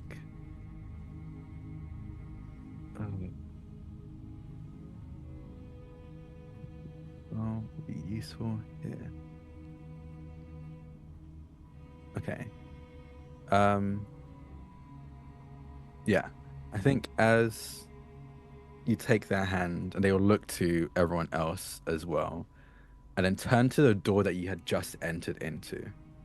And you're fully aware that this leads right back outside. They will go to this door and will... Oh, actually, I think before they do, they take your hand, the businessman, and then very, very, maybe weirdly, kind of look behind you down at the ground, and then very suddenly let go of your hand and basically rip part of your shadow from the ground. You see like a very visible chunk of shadow missing from yours, and then they'll go over to Ilya and then do the same with you, and then Pierce do the same with Pierce, and then this lady who I hope has stopped throwing up at this point, rip their shadow as well. She is quietly staring upwards like Pierce, arms wrapped around her stomach.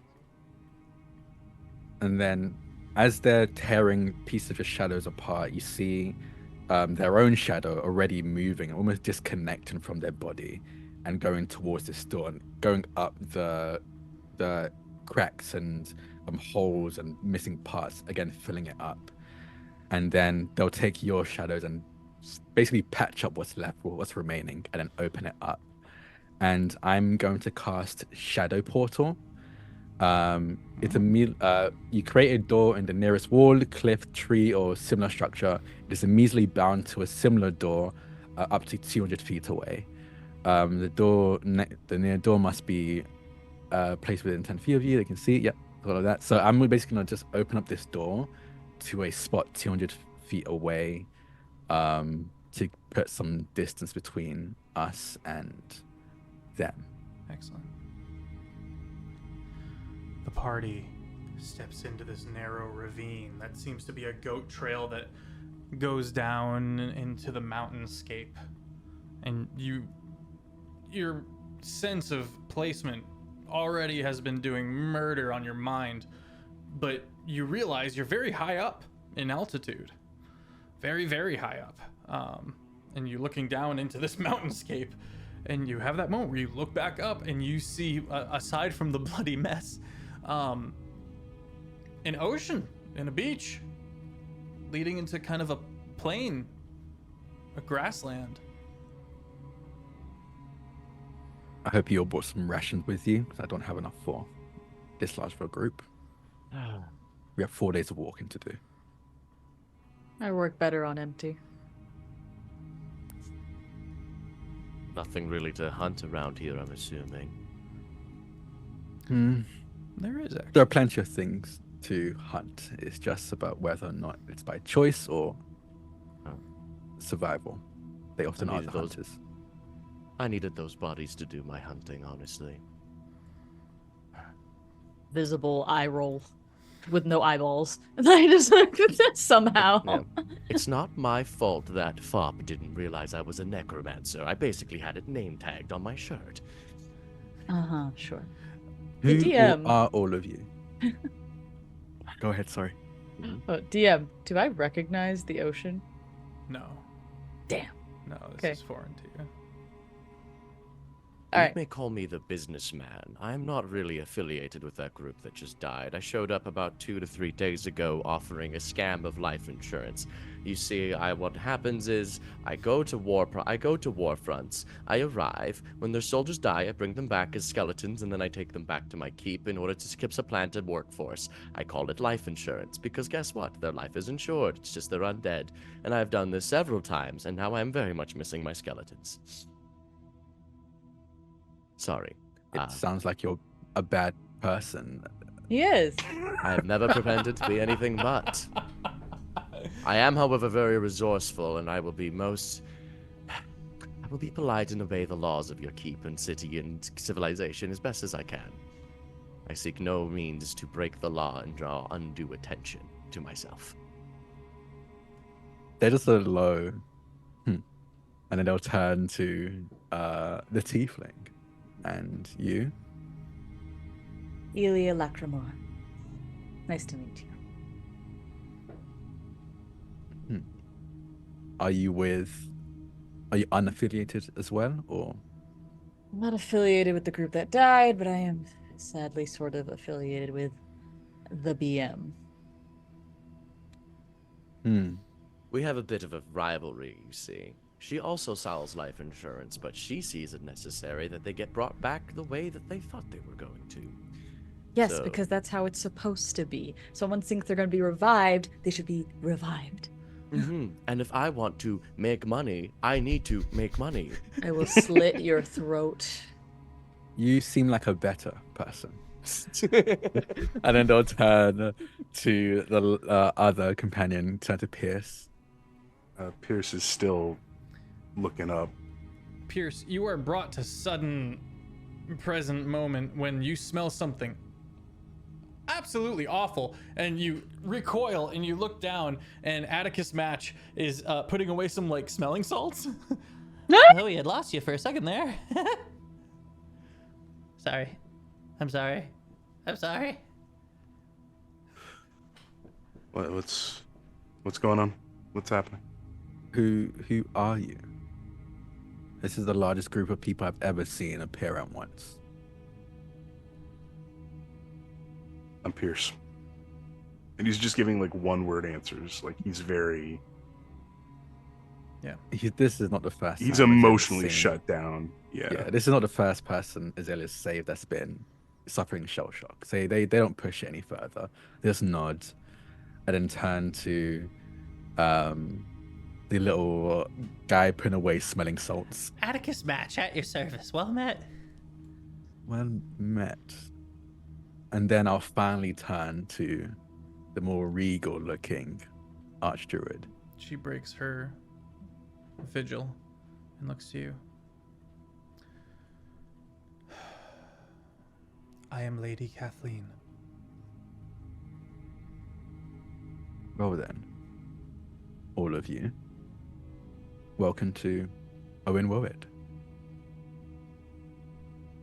You're not going to enjoy your time here. Like places that suck. You make them suck worse. To give you a brief rundown, I think that nobleman has been trying to make a name for himself. I think he brought this. He advertised as a border dispute, a war to earn glory. Well, I don't think he investigated properly what he would find. well, I can't say much for that leader of yours, but it'll be very difficult to investigate anything about this place. You can't leave. Teleportation doesn't work? No. Plane shift. I've heard of. I know that spell exists. I've got it written down for future learning. No. Nothing truly works.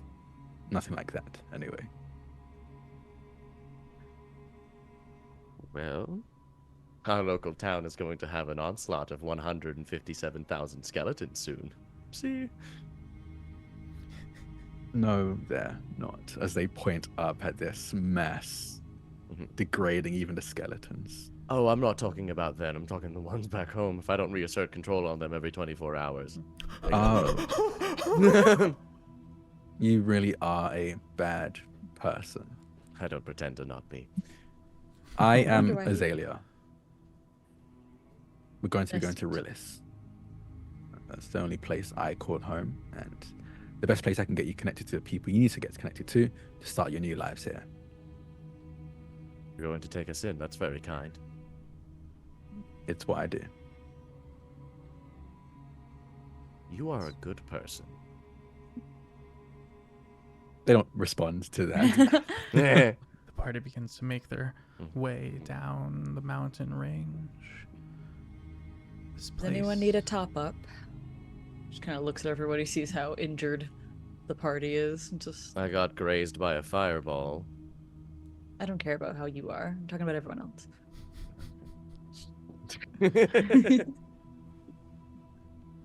I think Pierce may have gotten a little injured, or I could also use some healing if you are capable. I think Immediately, I'm fine. she puts her hands together, and her black-tipped clawed hands, fading to gray, seems to spread down and drip to the floor, and it expands. This black, iridescent rimmed circle expands to the party, and she casts Mass Cure Wounds. And everybody gets 35 health. Excellent. Thank you. Got you. Thank you. Can't go somewhere we're not sure without being fully ready to go. I think as you cast it, as I see this almost black ichor poured out of your hands, almost as if it reminds me of what I had just borrowed from the earth.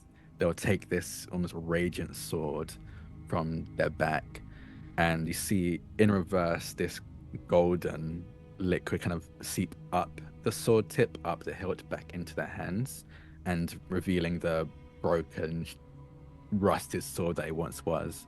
They kind of place it in on the ground, hilt up, and you see the ground crack open and swallow the sword back as it gives back the summoned packed weapon, and then the fissure closes again. Very cool. Depending on your relationship with the land, Woen Oed will provide for you as long as you give What do back. you mean?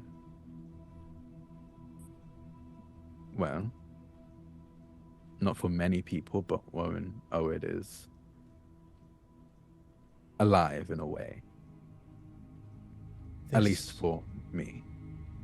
And she pauses and goes, respectfully, this is a dead place. There is no investiture here to be found at all. I find myself incapable of accessing my druidic magic. Yes. I've maybe met 3 druids now. They all say the same thing when they appear here. But I assure you, Woen Oed has been providing for me. She steadies herself, holding onto Ilya's shoulder for a second there.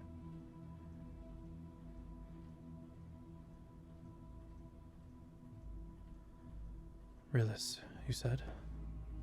Yes. Let us make haste.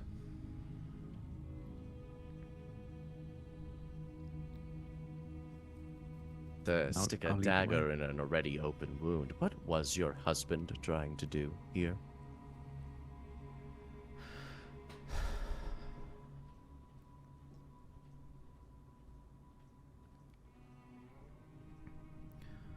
my late husband, Ruslo, was rich in a time of peace.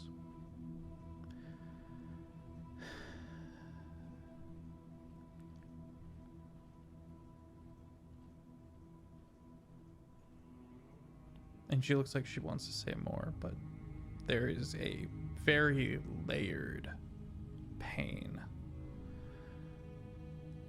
and something hidden. Make an insight check. Not businessman's forte. And I'm right. That's a 6.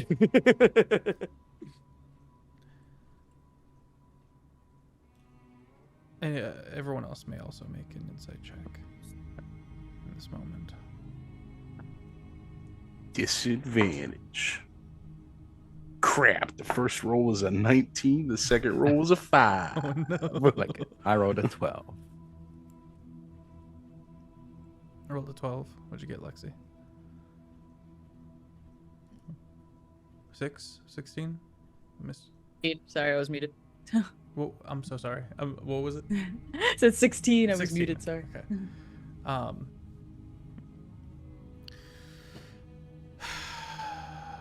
Guilt, which doesn't make any sense. But there's definitely an air of guilt in her demeanor.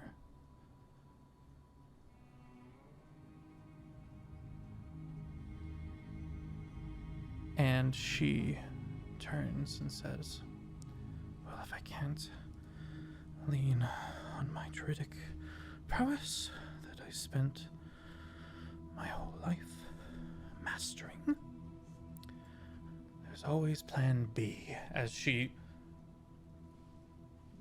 tears parts of the dress and wings span out from behind her. Gently lifts herself off the floor. That is better. Let's make haste. And she moves forward pointedly, as if the conversation is ended. Zilla just kind of raises an eyebrow as they watch the lady do this, and then will continue to lead the way. Okay. Let's get a D100 roll from everybody real quick. Oh my gosh. In this scenario, gang, I'm just gonna let you know right now, lower is better. We each rolling a D100? Got it. We'll roll a 100. 56. Basically flat even. Flat even. Basically. I rolled an 11. Hell yeah. That's pretty low. Let's that go. That is real low. That's good. I dropped a die. Hold on. Okay. 70 even. 70 even. Okay. Okay, we're still below average. It's not. Azalea carrying. 00 and a 6 means 6, right? 6. That's 6. That's Okay. really good. Oh yeah. Wow. I was like, I got 600. Like, wait, that's not how that works.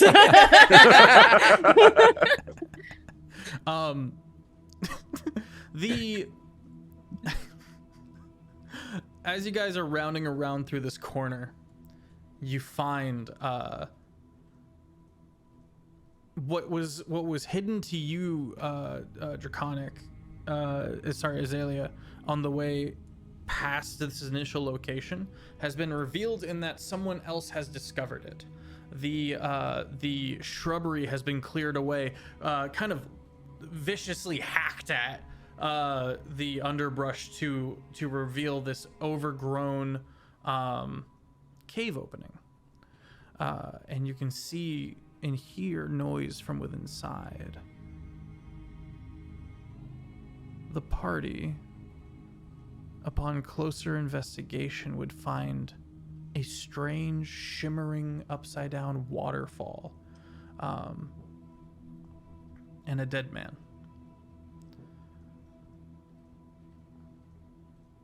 who looks like Sorry, go ahead. I was gonna say, have I seen any like reverse waterfalls before? Was this strange to me? Yeah, this is not too strange. This is unique, surely.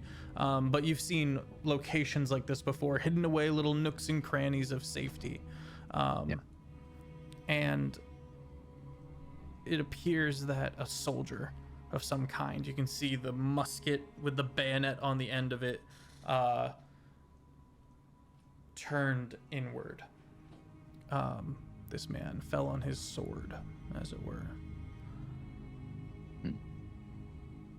Looks like he's been dead for a span of 20 minutes. 20 minutes? I'd like to look around. Oh, so does this? Yeah, I want to look around to see if there was. I mean, because it's hard to fall in your own sword unless there's some kind of panic involved. So I want to see if there was any danger that they were running from. Looking about. You see a second set of footsteps in the dust.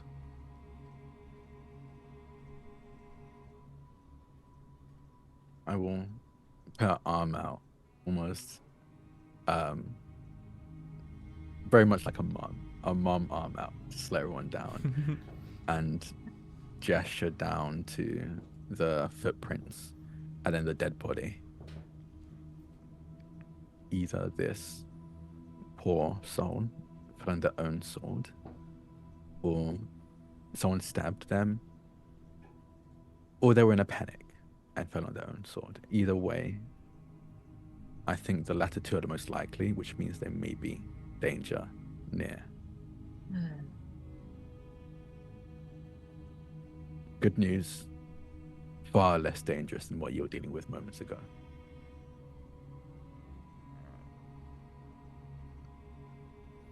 Is that dead person a local? No. Do they live here? Are they They're definitely foreign like a us? soldier from the recent invasion. Well, they're one of ours. Can ask him. All right. How far away is he? Looks about 40 feet into this cave where the opening is, and this waterfall with this kind of gently glowing blue water. Elia looks to businessman immediately, just and then just starts running towards him. God damn it! Businessman is gonna sprint. Also long legs. Both of you make athletics checks to see who Damn. gets there first.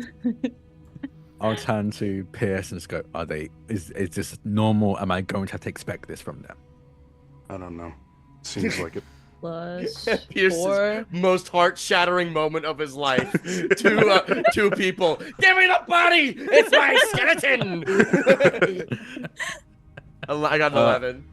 I got a 15. Ha! Ilya, you get to Real the corpse quick. first. Real Yes. quick, I want to ask Azalea. Mhm. Do we really think there's something in here? I don't know. There may be. We're going to need to rest at some point. I think this is the best place, but it does seem like there's something or someone here that could be dangerous. Good. And I'll take out a dagger, run it across my ribs, and ignite the Rite of Flame, just to have that ready. Cool. Have I seen this before? You've Is there never anything seen a like this blood yet? hunter before now. So I think just previously you'd seen me like kind of react almost apathetically at the display of the businessman, at the wings sprouting out the lady's back, at maybe a little bit of interest in how Ilya casts their spells, but it's nothing like they haven't seen before. But when they watch you do this, for the first time you see actual surprise on their face, which very quickly disappears, but I think they let it slip enough for it to be noticed. Mm-hmm.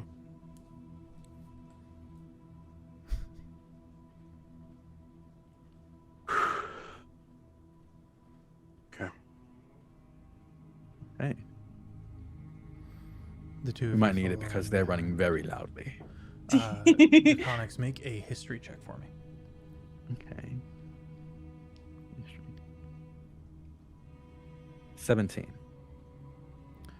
Some believe that these hidden little nooks are safe from them. The ever roaming eyes of the Spectre. Not everyone follows the belief, but it's possible this is a safe place. I think Azalea has used this place. I think Azalea believes it. I think they've used spaces like this as a point of respite between journeys back and forth from saving displaced people. So I think they fully do believe that this is a place they can rest at least for a few hours. But they are worried about this potential danger of whatever caused this man to fall on their sword. Elia, you get to the corpse. Kind of a not conical, but like one of those rimmed metal hats, and kind of mismatched armor. Some grunt soldier of some kind. Elia immediately puts both her hands on his head, and you see that same iridescent trimmed ichor just dribble down the entire body until he looks like he's completely coated, and then it seeps into the ground. And I cast where was it? Raise Dead. Can you read me that spell real quick? With a touch, you revive a dead creature if it's been dead no longer than 10 days and wasn't undead when it died. The creature returns to life with 1 hit point. The spell also neutralizes any poisons that affected the creature at the time of death. This spell closes all mortal wounds, but does not restore missing body parts. If the creature is lacking body parts or organs integral for its survival, like its head, for instance, the spell automatically fails. Coming back from the dead is an ordeal. The target takes a -4 penalty to d20 tests. Every time the target finishes a long rest, the penalty is reduced by 1 until it becomes 0. Okay. There's a moment of stillness and then...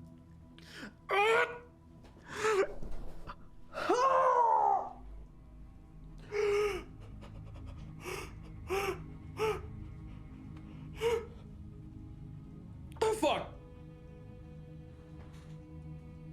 All wounds are healed. You're fine. You're good. You're okay. You're very weak, though. Back. Yeah, it's a terrifying sight to come up to. Just a blank-eyed tiefling just covered in darkness. He immediately grabs his bayonet. He doesn't aim it at you, but he holds the musket close. Also, Azalea, you've never seen these firearms before. It's not even on like other displaced people. Just like this army was the first time I've ever seen these weaponry. Yeah, this is new tech. Yeah, I think I don't say anything, but I think those are really inefficient swords. Just get 'em. Why do they look like that? Why is the hilt so long? That's weird. And immediately he starts looking around and starts loading the gun, which takes. Oh, an action. don't do that unless you want to die again, please. You want me to sit around with an unloaded musket? And he's gonna you- finishes loading it and puts it up against himself and slowly gets up, puts himself back down, and leans against the stone he was just revived against and goes, "Thank you." You're welcome. Just goes to businessman. Haha. Next time he dies, he's mine. No. You're alive. Thank goodness. Now you have to deal with life. I hope you enjoy the horrors you find.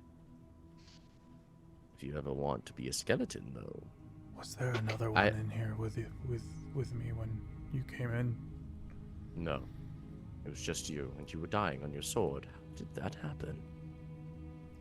No. And he's gonna get up. No, you are staying right here. We wasted a very valuable resource on you, I'm called a sorry, 4th do I level spell. Answer to you. Let me be clear, then. As Lady Kathleen gently moves into this circle of conversation, you answer to me. And you are to stand guard after answering some questions. And he is going to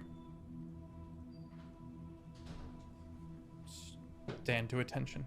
Yes, ma'am. She looks to the businessman. Excellent. First of all, how did you die? Be specific if you can. If not, I can get the memory from you, but it's okay. Everything went bad up there. Yeah, we know. We were there. I managed to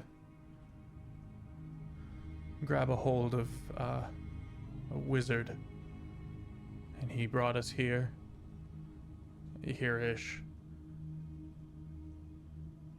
Okay. And I guess What he didn't else? have any further use for me once we were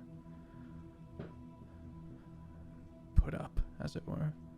A wizard. He brought you here and then he left, or did he kill you? He killed me. What'd he look like? An albino. Pinkish red eyes, shock white skin. Someone with albinism. Easy to spot. I don't know his name. He was just there. I grabbed him. He wasn't too happy. You about must it, have though. hired him, as you're the only. I turned to the archdruid. You're the person who had the sense to hire capable people. Sound familiar? I assure you that I had no hand at all, try as I might, in anything that has happened this day. This man's gonna look to her, kind of like, oh, this is actually really sucky for you. I'm gonna stop digging a knife in you now. My apologies. All right. What's your name, soldier?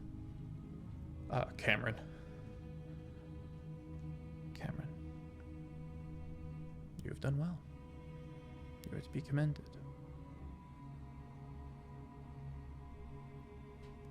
Thank you, ma'am. If I can be of any further use to you, milady. He's just looking away. He's of the common folk. He's not used to being in the presence of nobility, and that clearly holds weight for this soldier. He kind of fumbles his words a little bit. She looks back to you, businessman. Gestures for you to continue your questioning as she goes and walks over to the blue water, clearly still listening, but giving the man a little bit of space so that he can think a little clearer. So, you were hired. What did Roslo want? What exactly was he doing? Why did he come here at all? You're asking a lot of questions. Does anyone else have questions? He Floor. just stood at the mouth of this cavern and just leaned up against the wall and just shakes their head. Just looks to Pierce and sees the blank slate of a face. Just, well, now I look stupid. There's a quiet moment, and then you say that, and then Atticus Match goes, I have all the questions. First of all, how does that work in the sky? That doesn't make any sense. And have you ever heard of a Loden stone? There's Questions so much that he can answer. What's up with this waterfall? You're right. I apologize. We appreciate the questions. I just don't think he can answer those.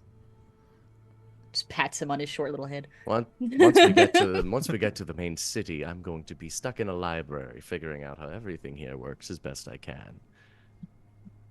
Hopefully. But you, guard, what did Roslo want with this place? With all respect, I believe he was, and he says to a sideways glance, with all respect, I think he was looking to make a name for himself. I think the lady might be able to have a bit more insight on that. No? Okay. The steely eyes. I've served under Lord Roslo for some time. His fiefdom wasn't particularly large. I think he just kind of inherited old money. we all kind of avoided him as best we could. He's really trying to mince his words here. Yeah. It's okay, he's dead. You don't Insight need to check. respect him. He's dead. You can make an insight check if you like. Hell The Lady Kathleen slowly walks over to stand beside Azalea. Not saying anything, just standing next to you, pointedly. 21. If anyone, aside from Pierce, was giving off in over their head energy, it's this guy. This guy clearly went from I'm the village guard of farmers to we're in a military now, and there's a lot of people here I've never met before. I am just gonna keep my head down and be a good soldier, and then that ultimately bit him in the ass. He's probably just as in the dark as you are on that particular vein of questions, but you're quickly coming to the conclusion that this nobleman really was just trying to get his name in the books of history in times of peace, and was the idiot that you initially thought he was when you met him. Okay. Times of peace are not good on nobility. Their heads get a little. Their heads get a little. Well, I have good news and Little bad antsy. news, everybody. Turns out the noble was, I'm sorry, lady, a bit of an idiot and an ass, and was trying to assert his dominance over a place he had no business being. So, good to know. Azalea will push himself off the wall and walk deeper into this space. How much time has passed? Is it hours, minutes? hours, like yeah. how? Couple hours? It's safe to say you guys would have gotten a short rest by now as well, Short rest, short rest, short especially now rest. that you're here, kind of not hiking. Yeah.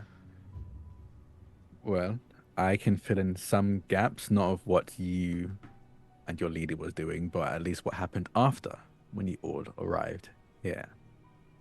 It's okay to speak about it now because we're in this safe space, for lack of a better term. This place, there are a few dotted around Woen Oed, but it's almost a spot where the Spectre can't see or hear us.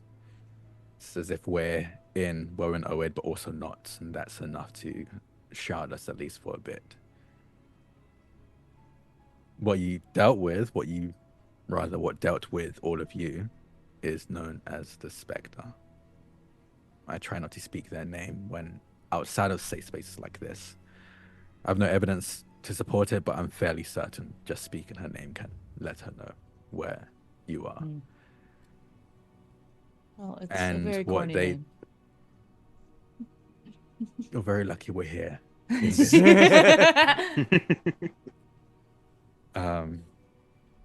What you saw up there was them trying to have fun, and they very quickly got bored, and so you saw that mess of roiling sand of sorts. They more or less rule Woen Oed, which is the land you're in. I suppose I didn't really make that clear. That's the name of this plane. Woen Oed. I assumed.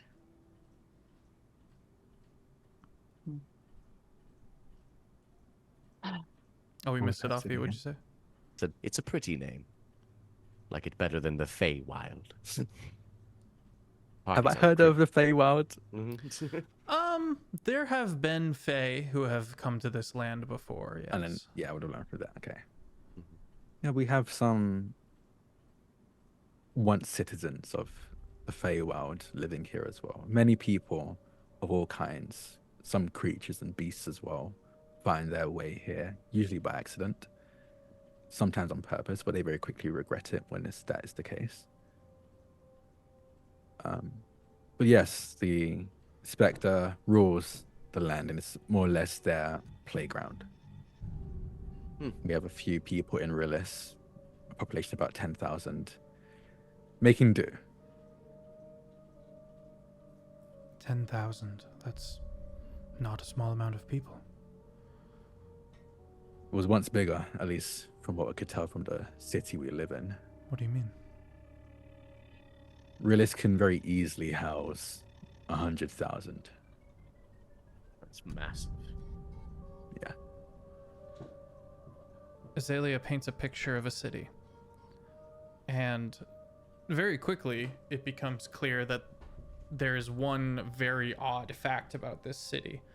And that is, it is built in between two mountains from Waxwards and Wainwards, where these two mountains come very close together.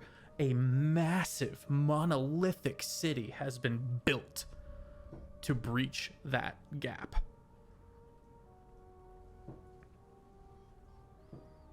Say that again, Lexi. I was just like, wild.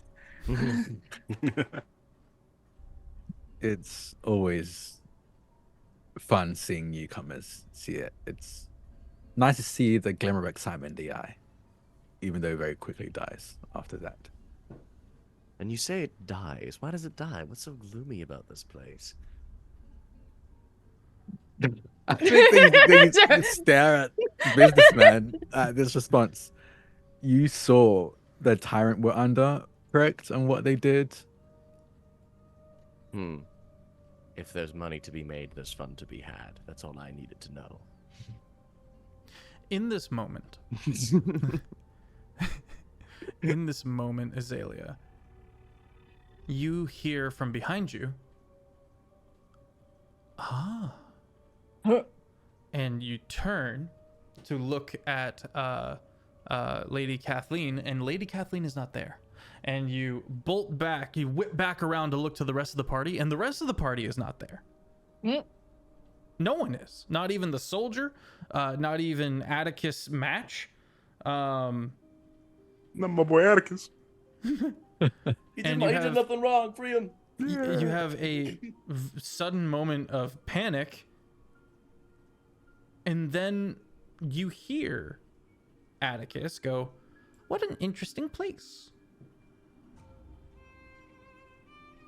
Where are all of you? To the rest of you, you're all standing there before him. Right in front of your eyes. Is this frequent? Blackout? Is it just an underlying condition? Yes. Could be something terminal. No, I think I'm fine. I have revived. You hear a strained voice from Lady Kathleen. I have revived a little bit of the investiture here. She is kneeling down, hands on the floor, on the stone. And to everyone else's eyes, there's nothing particularly strange going on. Azalea, you can't see any of them now that the investiture of the land in this particular area has come back to life, might be the word. That's how she sees it. Elia, there is a churning in your stomach at this. Something about that feels not perverse, but wrong. I'm going to politely ask you to stop immediately. I would like to ask that as well. I think it's probably not best that your only person who knows where you are cannot see you. She looks to you, Ilya. And then she looks over to Azalea.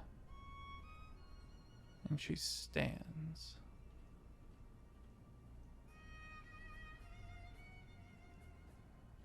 For now, then. And she releases her grip on the investiture, and it changes back into the form that it was. and they all reappear to you again, Azalea. Okay. Well, never seen anything like that before. That Could you felt not horrendous. see? No. All of you were gone, but I could very much hear all of you. Interesting. Even your footfalls. I wonder if that nasty little tyrant would be similarly affected over a large scale. Maybe, but let's not try that just yet until we're in Oh, Brillis, of course. at the very least. Much research needs to be done. This is going to be exciting. Elia Every looks at time you Pierce and say checks that. on him. You're muted, Pierce. I promised myself I wouldn't do that. Happens to the best of us. Pierce, it does, but not the worst of us. No. No. No. Never. Pierce is probably just looking deeper into the cave, Okay. with the dagger still out.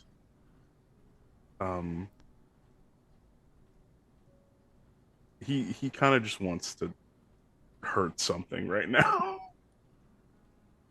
Body temperature raising. Just kind of gives him Yeah. like a pat on the back and looks down. How far does it go out, like the cave? Is it just like a It tunnel? goes Is it... into darkness. I have 360 feet of dark vision, so... I'm sorry?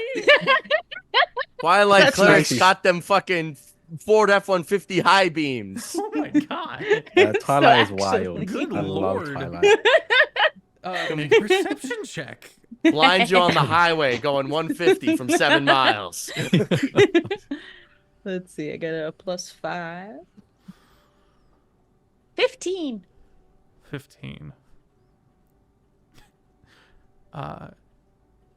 You spy a door into the natural formed cave at the end. And that, I think, is where we're going to leave off for the night. Oh. Mysterious door. Chat, thank you so much for being in here. Cody, thank you for the raid. I had missed it and I apologize. I was hyper focused. I was so nervous this episode, but it went so well. Yay. And I'm SirFeffers, the humble dungeon master at the long shot table. We've got a few announcements to get through, and stick around. We are going to do a raid, but for now, let's go to the crew. Let's go to the cast here. Drakoniques, tell us Hi. all about you. Tell us about Azalea, what the headspace is, and then tell us about stuff you got going on, and then pass it on to someone else. Yeah. Hi, I'm Drak, or Drakoniques. I've been Azalea. What's going through the headspace? I think initially when I saw the first few people appear in the interim, it's just going to be like, oh, okay, this is the normal thing. I always come out to save these people. There are always people blipping into this demiplane. I have to fetch them before the specter comes. I think very quickly realizes there's something terrifying about seeing so many people that you can't save, I think, all at once. So I had to very much quickly compartmentalize and pick the ones that seem to have the most information about the outside world, useful to the last held breath, which is why they went for the lady. But now I think with this group, they are excited to get to know, I think, Pierce and Ilya. Want to get rid of the businessman as soon as possible. They want to get to Brillis and drop them off somewhere.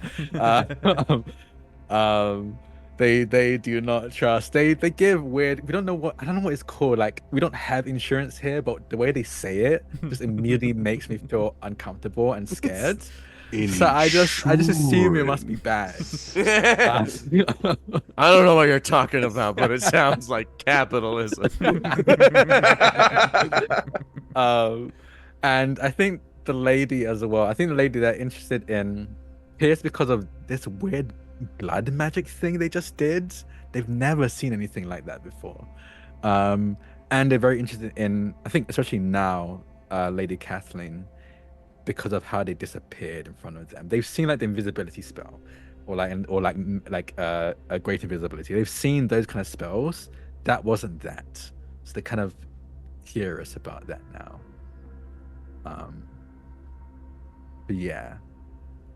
And I think they're a little bit offended that she said Woen is a dead land, because that's kind of like, that's like, Yeah, that's fuck fair. you. That's super showing fair. showing up at someone else's home and saying that their home is dead. Excuse me. Kind of. I saved your life.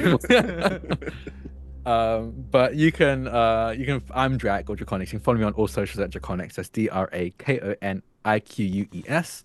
I stream a bunch and produce a bunch of actual play and TTRPG content. The other thing actually I just remembered off the top of my head that is going to be announced soon, or has already been announced but is coming out soon, is I'm in a vampire campaign using the Paint the Town Red system over on My First Dungeon on all podcast services, and that's going to be airing on October 10th.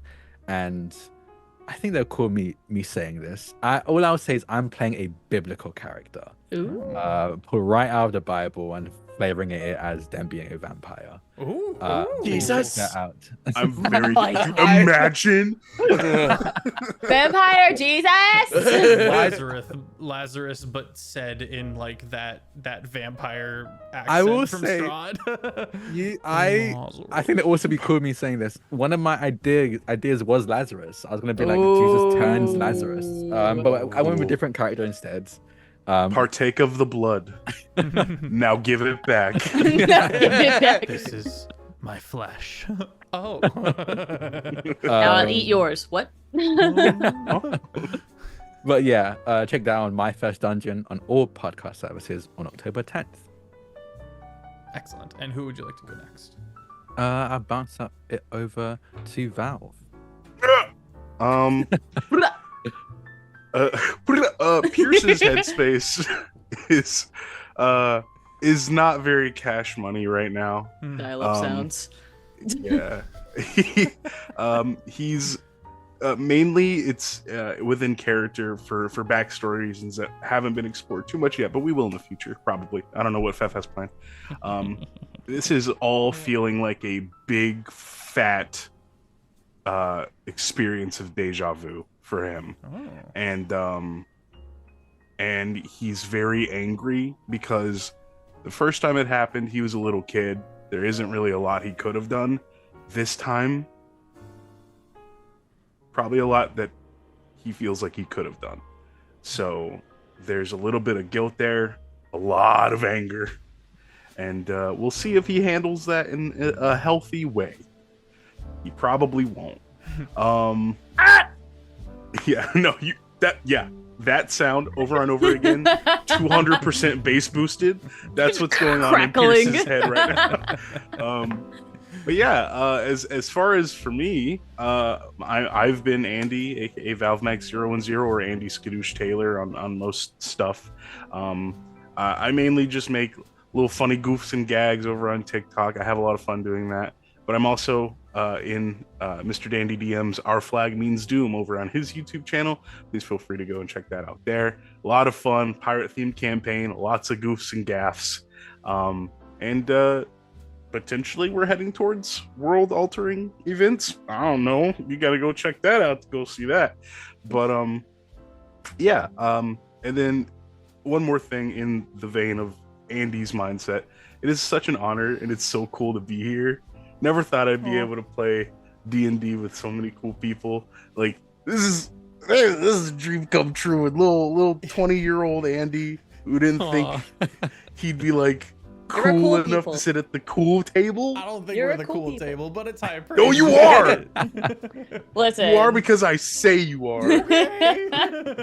It was I was telling Andy, like, I've been watching Andy's content for so long, for years and years, and always thought they were hysterical. Always wanted to meet them.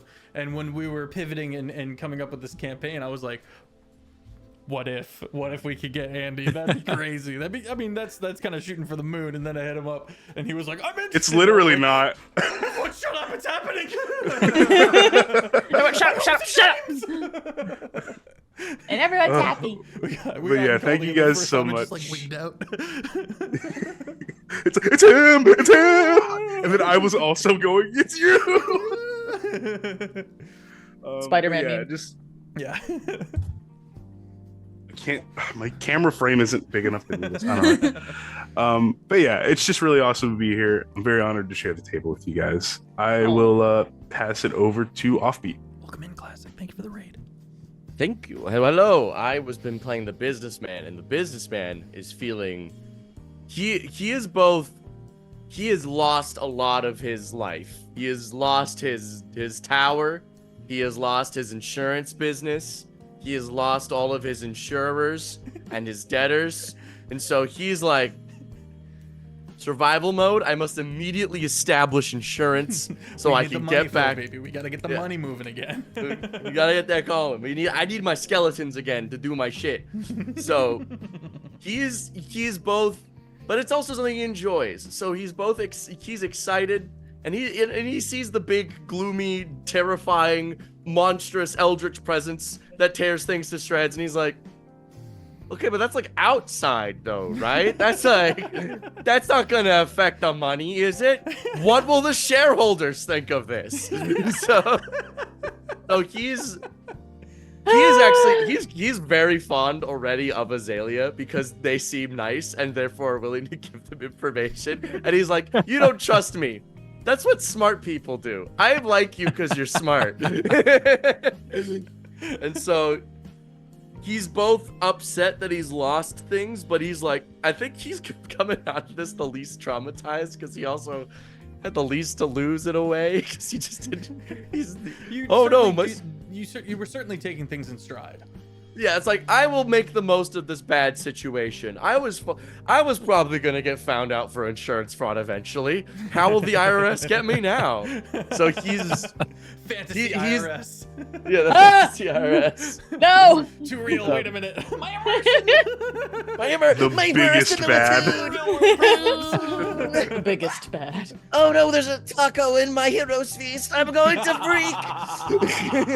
I'm gonna crash out. Give me the sushi. Give me the Hero Feast sushi. Hey, chat, what's the wildest thing at your hero's feast? I need to know, because somebody told me that they need ice cream cake at all their hero's feasts, and I'm in love with it. So now I need to hear everyone's wildest thing at their hero's feast. I need a full Korean barbecue. I want like the full Korean barbecue where I get to like fry everything actively on with the meal. Like, that's a process. Fantasy fryer is so I want to be at that table. I cast air fryer. It's just really hot air, man. It's doable. Just let it go, DM. Go. The dragon just breathes hot air into this little area, and it's just Yo. But I'm Offbeat. I'll find me on YouTube and TikTok and all those places for D&D builds and whatevers. Lexi. Hello, I'm SmolbirdLex. You can find me at SmolbirdLex. I am on a medical hiatus right now, so content's a bit small, but I still love my people, and I still come here on Saturdays. So once I feel better, commissions will be open again. I'll be making content again. I'll be streaming proper again because I spent so much time and effort on that freaking VTuber model. I can't let it go to waste. So I will be back. Also, me and Offbeat previously talked about our characters being like this. Don't worry. Still love my boy, and not just talking shit to talk shit. We already decided the dynamic. It's okay. I'll send it back to Feth. That's me, Feffers. A couple of announcements to get out of the way real quick, guys. If you didn't know, and especially for all the newcomers, this is one of 3 campaigns we have on the channel. We have officially started Season 6 of Longshot. Tuesdays, Thursdays, and Saturdays. We got Terraform, we got Windfall, and we got Bayonet. And I am so excited to be getting back into things. My life finally has structure once again. And because I really do like build my world and my IRL schedule around these games. And when I was just a player over the summer, of which you can find on the YouTube, it was so strange. It was so weird, and now I'm kind of locking into place. I also got a new bed, which is cool, and now it feels like my world's kind of fitting back together a little bit. Yeah, speaking of the YouTube, we have, like I said, Season 6, we have years and years of multiple campaigns on that YouTube. So if you need some D&D fix, we've got you. We've got Rockstar casts. We've got Hyux for days. And we have, as you have seen tonight, horrible, terrible trauma. It's great. It's a whole time. And if you would like to make any memes or see any memes that are made, that's a regular thing that happens here. You can head over to the Discord. It is also called Longshot. Surprise, surprise. Where you can find a wholesome yet chaotic community. And feel free to drop in there. Bayonet has its own channel, and you can jump in there for more information that will be on its way shortly, as well as join our fantastic community. We have fan-made and ran bingo. This happened. Anyone Each get campaign bingo? Gets a bingo. I don't know if we have a Bayonet bingo yet, but I think it's on its way. I saw some people in the chat talking about it. But as far as announcements go, Heinefall is coming up. It is a phenomenal 5-day LARP event at early November. That's going to be happening just north of Austin, Texas. If I've got my math right, and it's gonna be absolutely amazing. I've gotten a group of creators together as well, such as Quincy, Lightbox Gnome. We got Scree coming, and some other amazing creators. Crown, for example, will also be there. There are still some tickets available, and there are tickets available for the following year as well as other various LARP events they have going on throughout the year. If you can't make November work, also, Longshot is officially sponsored. We have an actual sponsorship for the first time. It's baby's first sponsorship by Modern Artifice, a phenomenal creator with many, many hats. More hats than I realized. But one of those hats is fantastic dice. Really well-made craftsmanship. Dice that is currently about to be restocked. There's still some stuff on there, but it's going to be restocked soon. And if you use the code FEFFERS, you can get 10% off, and I also get a little bit of a cut from that, which is spicy. I can't shout out Modern Artifice enough. Some phenomenal stuff in the works. Potentially some long shot dice. Like a dice set specifically for the long shot community, as well as we're currently putting wolf hair in dice to raise money and raise awareness for to save the wolves, essentially, because that very much is needed. If you don't know, you should look into it. It's kind of dour. I think that's it for announcements for now. So gang, have a phenomenal rest of your weekend, and I'm gonna pile us into this raid. We're gonna go kick it with Critical Dice Jason. He's doing his PvP shenanigans over there, and I hope everyone just has a great evening. Take your meds, drink water if you need them. Make sure you do some stretches. Everyone say bye obnoxiously for me. Bye. Bye.